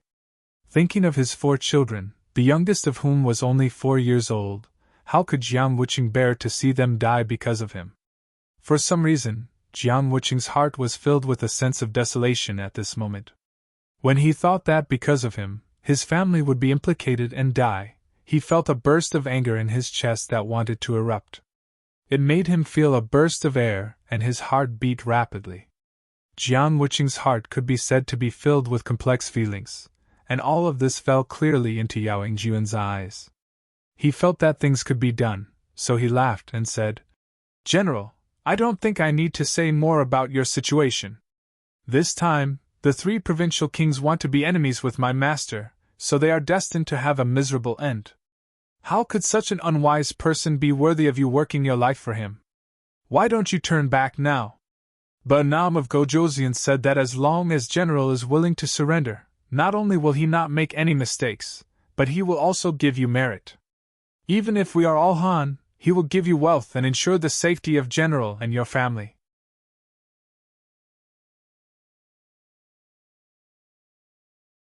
Chapter 1574.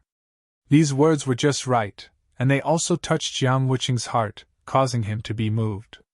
However, considering that he had once received Zhu Huilio's kindness, would it be too unjust to do so?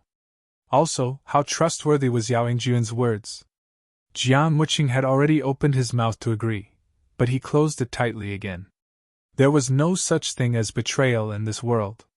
The only reason there was no betrayal was because the bargaining chip was not high enough. Or perhaps the threat was not high enough. If Yao Ingjun had not found him before, Jiang Wuqing might have had a choice and could have chosen the right time. However, now that Yao Ingjun had found him, he could only make a choice. He could either agree or not. Could he not agree? No one was willing to surrender. However, how could Jiang Wuqing, with a mere 50,000 soldiers, stop the 5-star army's might? Furthermore, the 50,000 soldiers under him belonged to the local army. In the end, their combat strength was only average. With such an army, Jiang Wuqing had already lost the confidence to fight against the experienced 5-star army before the battle even started. Whether it was because he had seen the situation clearly or because his strength was not enough, Jiang Wuqing had no choice but to make a decision. He looked at Yao Ingjun and asked, "But I don't know, if I choose to surrender to the 5-star army, what kind of guarantee can I get?" Southern Cloud Manor.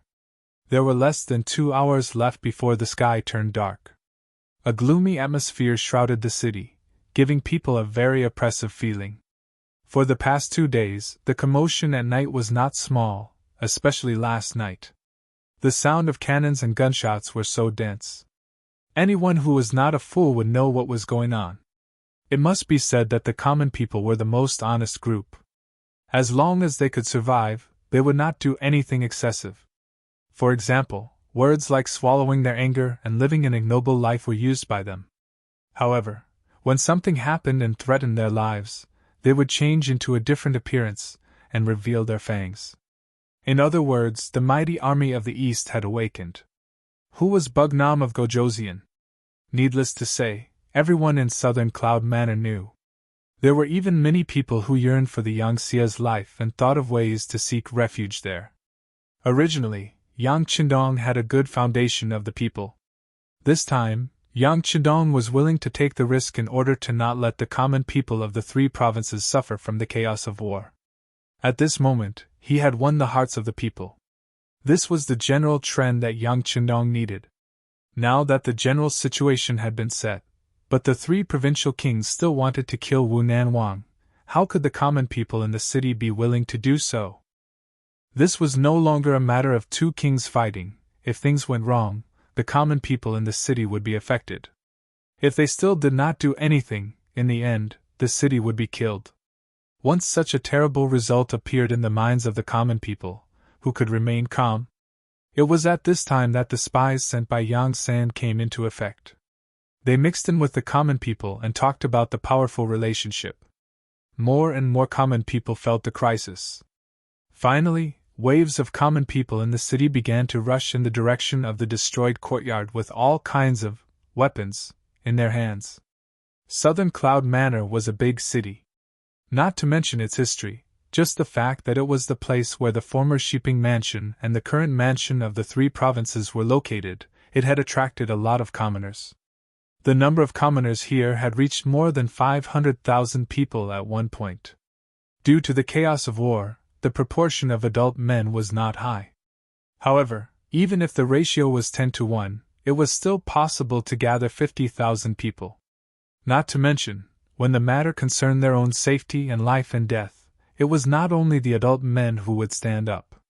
Some of the older men and some of the younger women also stood up together in order to seek a way out. They formed a mighty team and slowly rushed to the courtyard where Yang Chendong was. The kings of the three provinces who were paying close attention to the situation in the city quickly reported the matter to Zhu Huihua. In this regard, the kings of the three provinces who already had a countermeasure ordered to send out 20,000 veterans and 10,000 newly recruited able-bodied men to guard the periphery. Once they found that the common people dared to attack the former, they would be killed without mercy. At the same time, Zhu Huihua also gave the last 15,000 soldiers he had left to Wang Zhangjiang. The mission he gave him was to take Yang Chendong's life tonight, no matter what the cost. This was a desperate move, and no one stopped him. Although this was the last resort, at this moment, there was no better way to do it. But what Zhu Huihua did not know was that just tonight, two other assassination teams had also started to take action. They were the men of sacrifice of the Mu family led by Muang and the 100 ninjas led by Emogui. The men of sacrifice of the Mu family led by Muang have been lurking in the city for several days, waiting for the right opportunity to take action.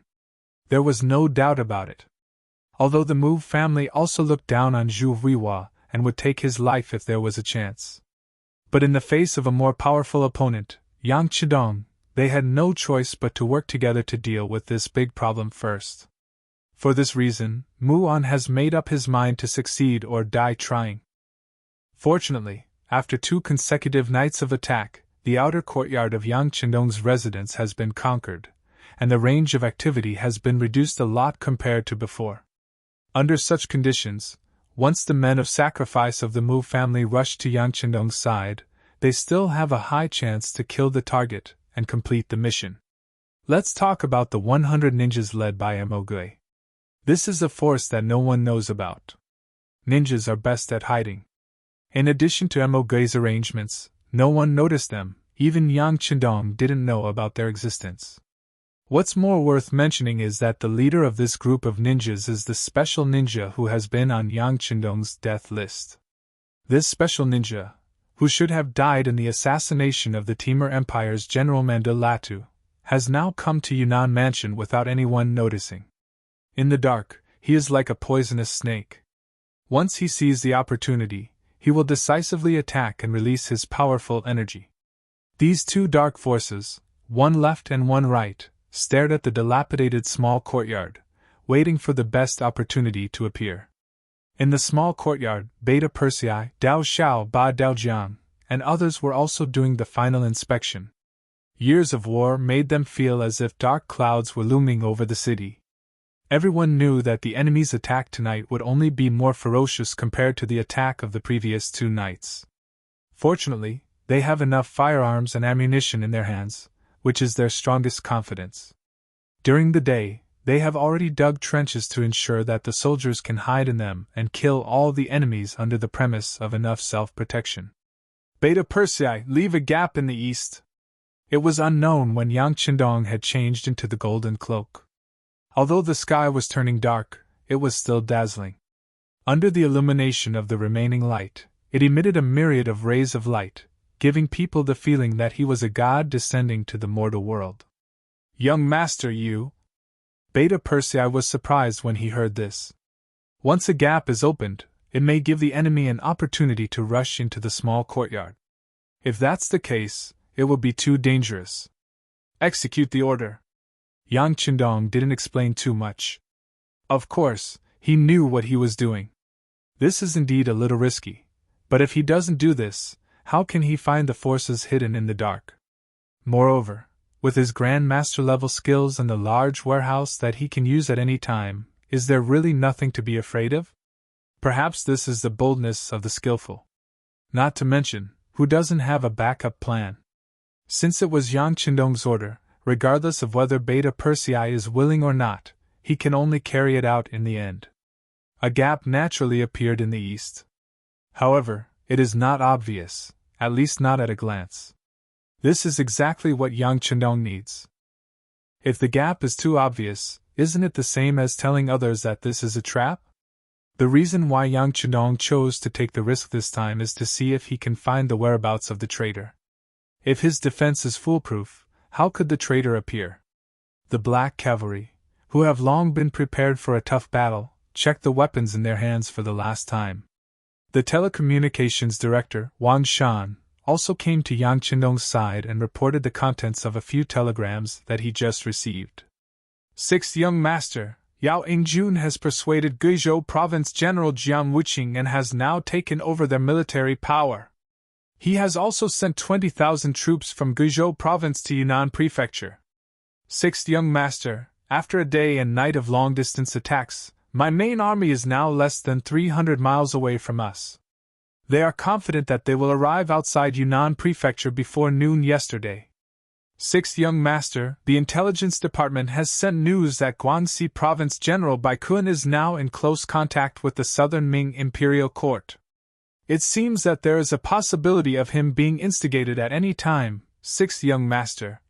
Listening to the contents of the telegrams read out, Yang Qindong calmly looked ahead. He knew that after taking a big detour and eliminating the surrounding dangers one by one, he would finally have to face the Southern Ming Imperial Court. Okay, got it. At this moment, Yang Qindong did not feel too much joy. After all, once the war broke out, the ones who would suffer would be the lowest class of Han people. It would not be like when they attacked other countries and factions, where they could do anything to achieve their goals. Wan Shan seemed to feel that Yang Qindong's mood was a little gloomy, so he quietly left after replying. On the other hand, Yan Ye walked up in confusion and said loudly, Young Master, don't be anxious. With 500 Black Knight Dragon Guards around, no one will be able to rush up to you and hurt you.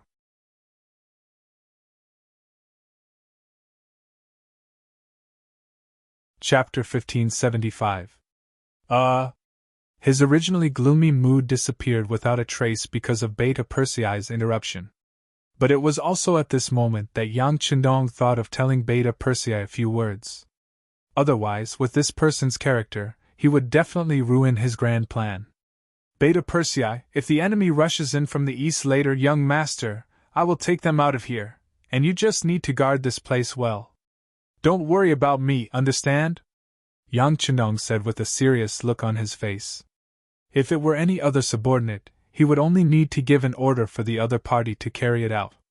But facing Beta Persei, who was a straightforward person, some things had to be said more specifically. Why? Beta Persei wanted to get to the bottom of this, but fortunately, he still knew his place and immediately shut his mouth. But this did not mean that he had given up. On the contrary, he said carefully, "Young master, isn't this too dangerous? Why don't you let Dao Xiao or Ba Dao Jiang lead the team? I'd better stay by your side." "No need." In order to dispel Beta Persei's thoughts and not let him take the risk, Yang Chidong said in a very decisive tone, "It's not like you don't know young master's speed. You can't keep up with me. Okay, just follow orders." Beta Persei's face immediately fell when he heard that he couldn't keep up. In terms of skill and strength, the Yang faction could be considered to be full of talents. Yang Air was considered to be one of the top existences. There were very few people who could convince him to submit. Yang Chindong was an exception. The two of them had exchanged countless moves in private. In the past, they could deal with each other once or twice, but now, they could not even last one round against Beta Persei. This made Beta Persei angry and happy at the same time. He was angry because his skills were too weak. He should have been protecting the young master. However, most of the time, he had become an existence akin to a decoration. This made him, who boasted that he was strong enough to establish himself with his fists and feet, lose face. He was happy that the young master had such shocking skills.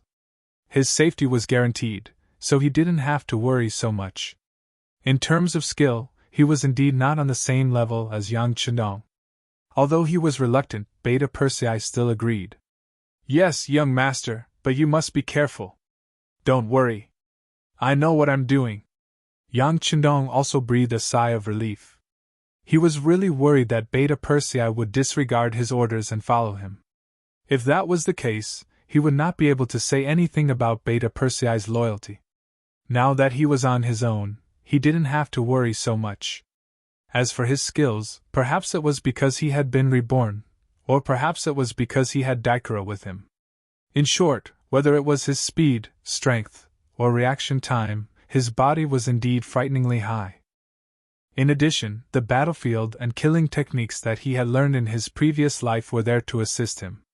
Unless it was a close-range attack, as long as he had a little bit of time and opportunity to react, no one would be able to kill him.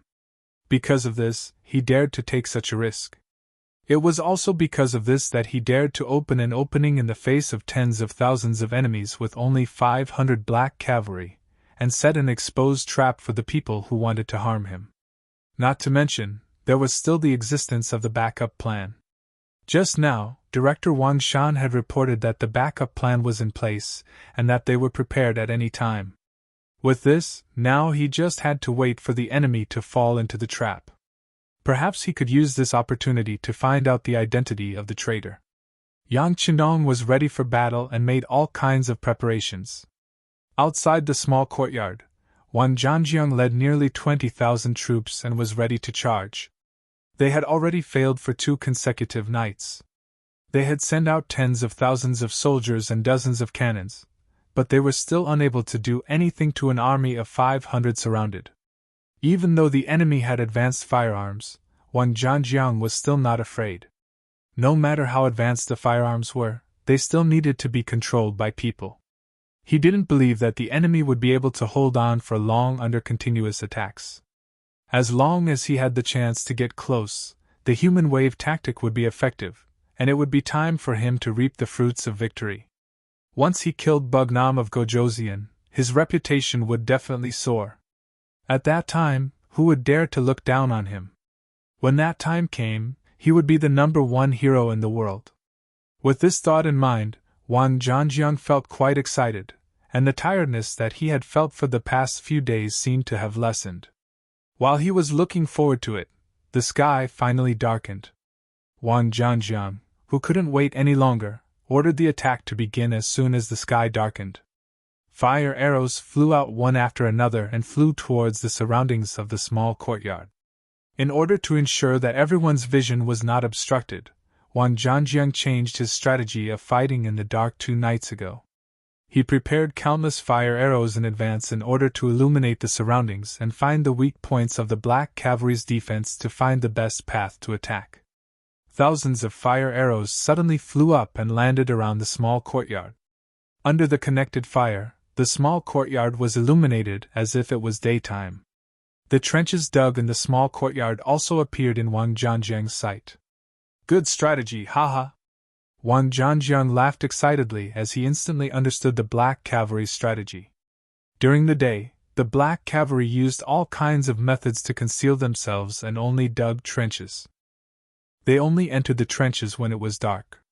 If they continued to attack in the dark, then even if they died in battle, no one would be able to figure out what method the Black Cavalry used.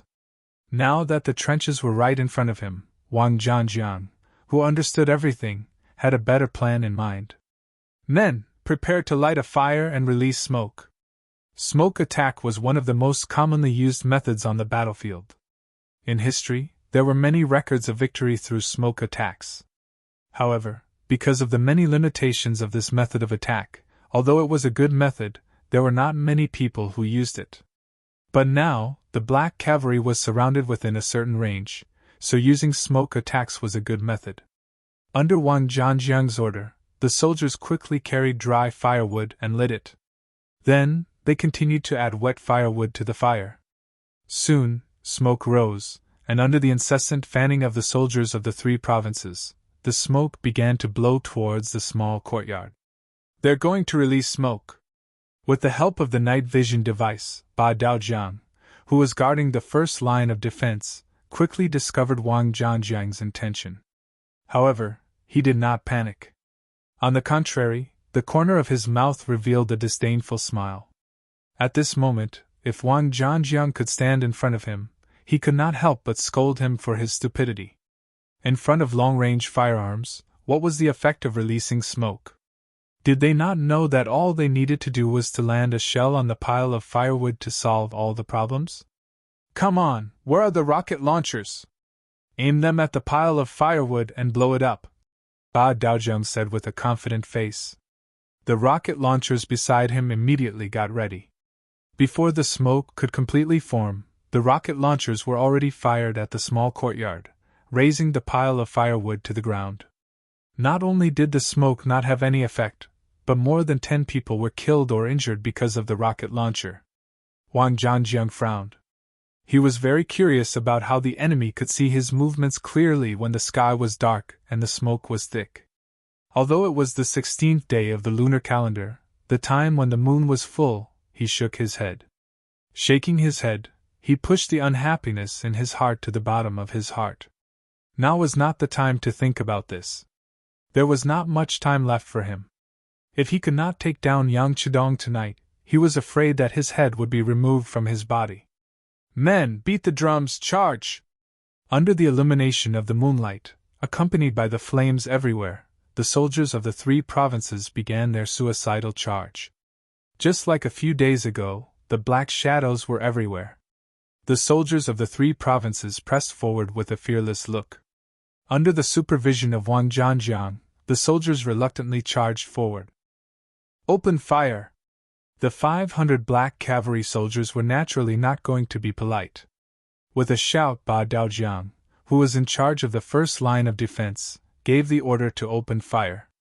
In fact, after 2 days of fighting, the number of Black Cavalry soldiers was less than 500. To be precise, 13 soldiers were injured to varying degrees and could no longer participate in the battle. They could only stay in the main courtyard with Yang Chindong. Even so, the 487 Black Cavalry soldiers were armed with all kinds of advanced firearms. They were like a piece of metal, preventing the soldiers of the 3 provinces from approaching from all directions. Dense gunshots rang out, and the black shadows fell one by one. This battle made everyone realize the importance of weapons. When the weapons were advanced to a certain extent, it was already impossible to make up for it with manpower. The gunshots continued, and the casualties of the 3 provinces continued to increase. When the news reached the ears of General Wang Zhanjiang, he was calm like an old monk, and did not even frown. All of this was within his expectations. Although he did not understand where the black cavalry got the firearms and ammunition, he had no choice. In a battle of life and death, in order to give Zhu Huihua an explanation, even if he had to sacrifice all of his soldiers, so what? As long as he could get rid of Yang Qinong, all of this was worth it in his eyes. A general's success was built on thousands of bones. At this moment, there was a clear reflection of the cruelty of war. Wang Zhanjiang personally supervised the battle. If any soldier wanted to retreat out of fear, once discovered, they would be killed without mercy. In this kind of battle where they would die regardless of whether they rushed forward or retreated, the soldiers had no choice. After getting used to obeying orders, they could only hope that they would be lucky enough to break through the blockade of the black cavalry and rush into the small courtyard. The soldiers of the three provincial armies, who had no other choice, showed the madness that they should have when they only had one path left to charge. Although the number of dead and injured soldiers kept increasing, after paying a huge price, they finally got closer and closer to the defending Black Knight Dragon Guards. When they were within an arrow's range, all kinds of bows and arrows began to fly, and the pressure began to increase.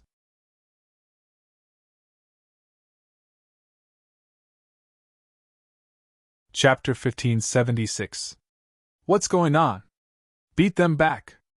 Don't let any arrows threaten us!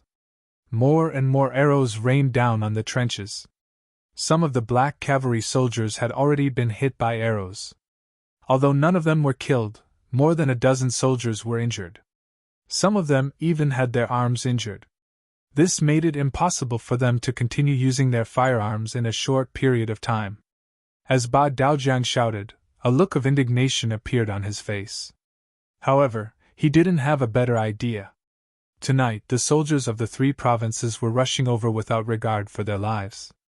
Although the firearms in their hands were very powerful, they had limited manpower.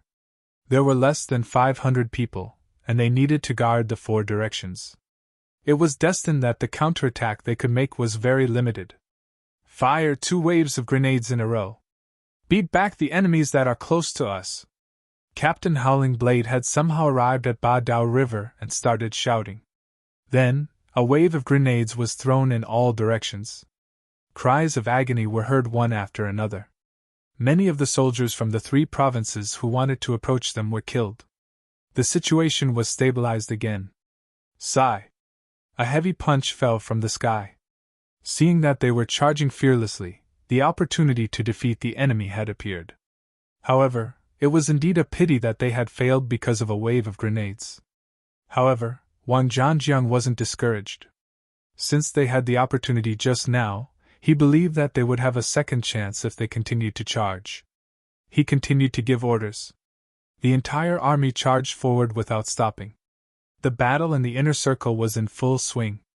Outside the small courtyard, the sound of gunfire and cannons had attracted more and more civilians. The appearance of the civilians wasn't that sudden. After all, the same sound had been heard for 2 consecutive nights. Anyone who wasn't deaf could hear it.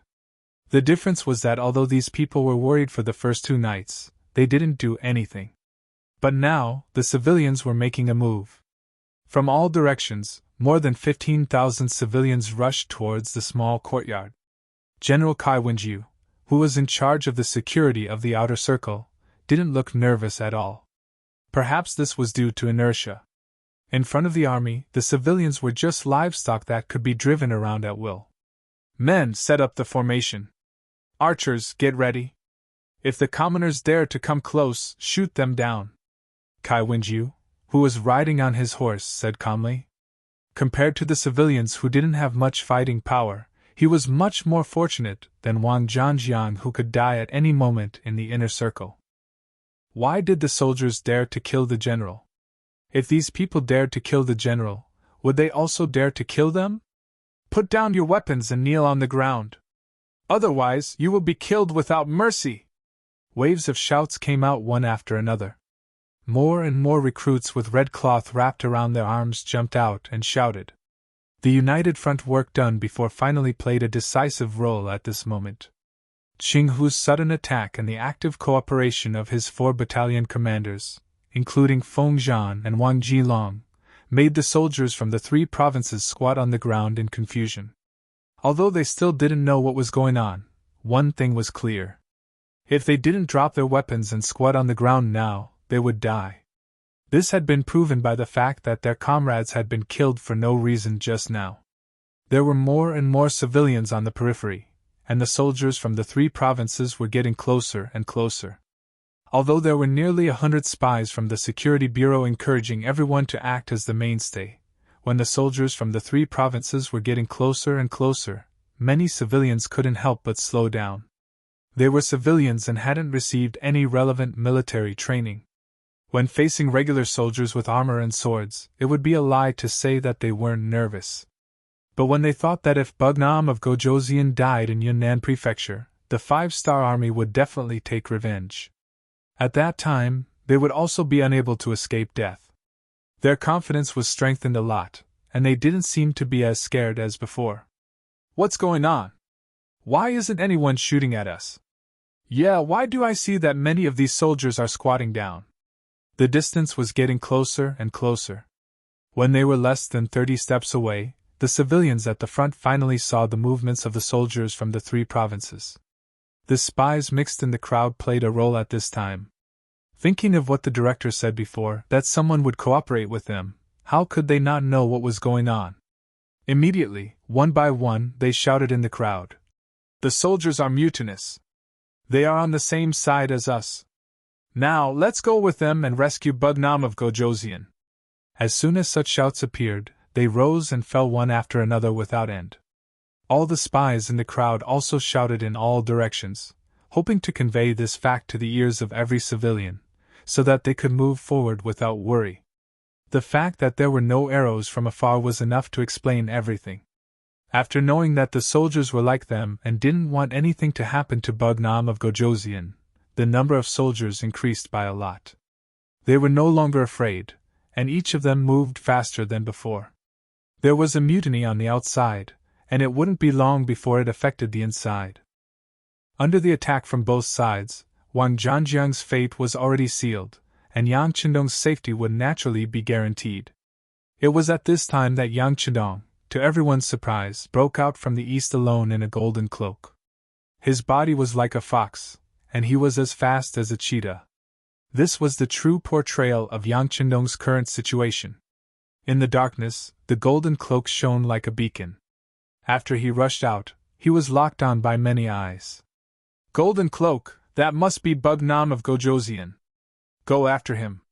In the darkness, Muang, who was paying close attention to everything, like a viper lurking in the dark, had a flash of excitement in his eyes. He naturally saw the intensity of the battle just now.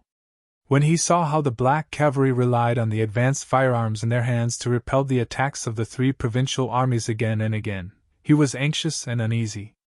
After observing the battlefield, Muang came to the east. In his opinion, the defense here seemed to be weaker. If he had to launch an attack, he would definitely choose to attack here.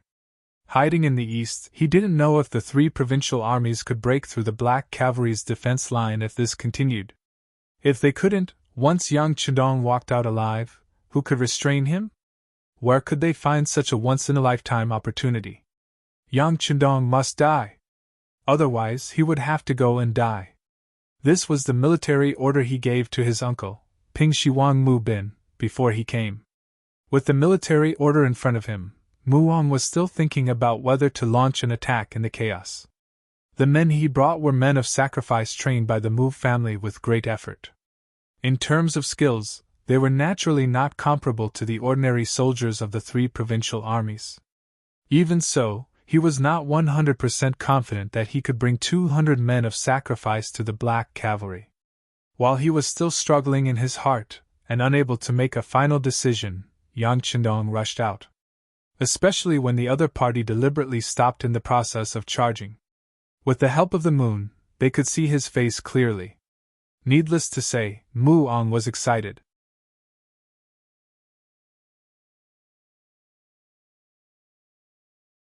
Chapter 1577. He thought that this mission would be very difficult to complete, and the 200 men he brought with him would be thrown here. He never thought that Yang Chendong would actually rush out. Could it be that the Black Cavalry's defensive line was no longer safe? It's just that this is not what Muang should care about now. What he needs to do now is to catch up with Yang Chendong and kill him. Having seen the portrait of Yang Chendong countless times, Muang believed that he would not recognize the wrong person. Therefore, after Yang Chendong, who was wearing a golden cloak, rushed out from the east and kept running away, Muang took him and 200 men under him like ghosts in the night and chased after Yang Chendong. As soon as Muang moved, in the same darkness, the 100 ninjas also moved. For Yang Chendong's appearance and figure, even if he turned into ashes, Bujishi could not forget it. So in just a face-to-face, Bujishi could be 100% sure that the person who escaped was Yang Chendong. Even so, how could he let go of this once-in-a-lifetime opportunity? Yang Chendong appeared, and he was still alone. His appearance also directly attracted the pursuit of 200 men of the Mu family and 100 ninjas. Besides, at this time, Yang Chendong, with the idea of being bold, rushed out from the protection of the Black Cavalry. The reason why he did this was that he wanted to lure the enemy into the trap, and secondly, doing this could also reduce the pressure on the Black Cavalry, so that he could go all out and fight without any scruples. It's just that when he really rushed out, Yang Chendong was not sure whether someone would chase after him or not. It wasn't until he met the soldiers of the 3 provinces who were charging at him from the outside, and used his body to quickly weave through them, that he heard the dense footsteps behind him. Only then did a relaxed smile appear on his face. With Yang Chendong's current skill, his hearing was naturally better than ordinary people. Just from the sound of those footsteps, he could feel that the strength of the people who came was definitely not comparable to the ordinary soldiers of the 3 provinces. From the orderly and light footsteps, Yang Chendong could feel that the other party's breathing was very stable. They should be the work of a well-trained master. Thinking that these people were masters, Yang Chendong couldn't help but rejoice in his actions. If it wasn't for this risk, the killers who waited for a long time and didn't have a chance to attack the small courtyard together with the soldiers of the 3 provinces. If so, the loss of the Black Cavalry would be inevitable. "Haha, come on, I hope you can keep up with my speed." After a smile that others couldn't see flashed across the corner of Yang Chendong's mouth, he stomped his feet on the ground and rushed forward again. It represented a kind of sustenance for the people. As the Xingwang Temple of Yunnan Mansion, it covered a large area. It was equivalent to the size of a courtyard, and it was protected by a courtyard wall. It had its own independent courtyard. This was the cemetery Yang Chendong prepared for the people chasing behind him, and it was also the place where Yang Chendong prepared a backup plan. Just now, he had passed by it twice. He believed that the people who had been lying in ambush must have made all kinds of preparations. It was time to close the net. When he came to the Xingwang Temple again, Yang Chendong flashed and jumped in the wall. His whole person disappeared into the darkness like a ghost. Following behind him were Muang and the others. Several men with good body skills also flew up, grabbed the courtyard wall and jumped in. Soon the door was opened from the inside, and more men rushed in from the door. Nearly 200 men rushed into the Xingwang Temple with the fastest speed, which made Ishiki, who followed closely behind, couldn't help but stop. He only stopped for a few seconds, and then he rushed in with nearly 100 ninjas. "Who are you people?" As soon as they entered the courtyard, a group of men turned around and surrounded Ishiki and the others. The ninjas were not willing to be outdone, and they all held their ninja swords in their hands, ready to fight at any time.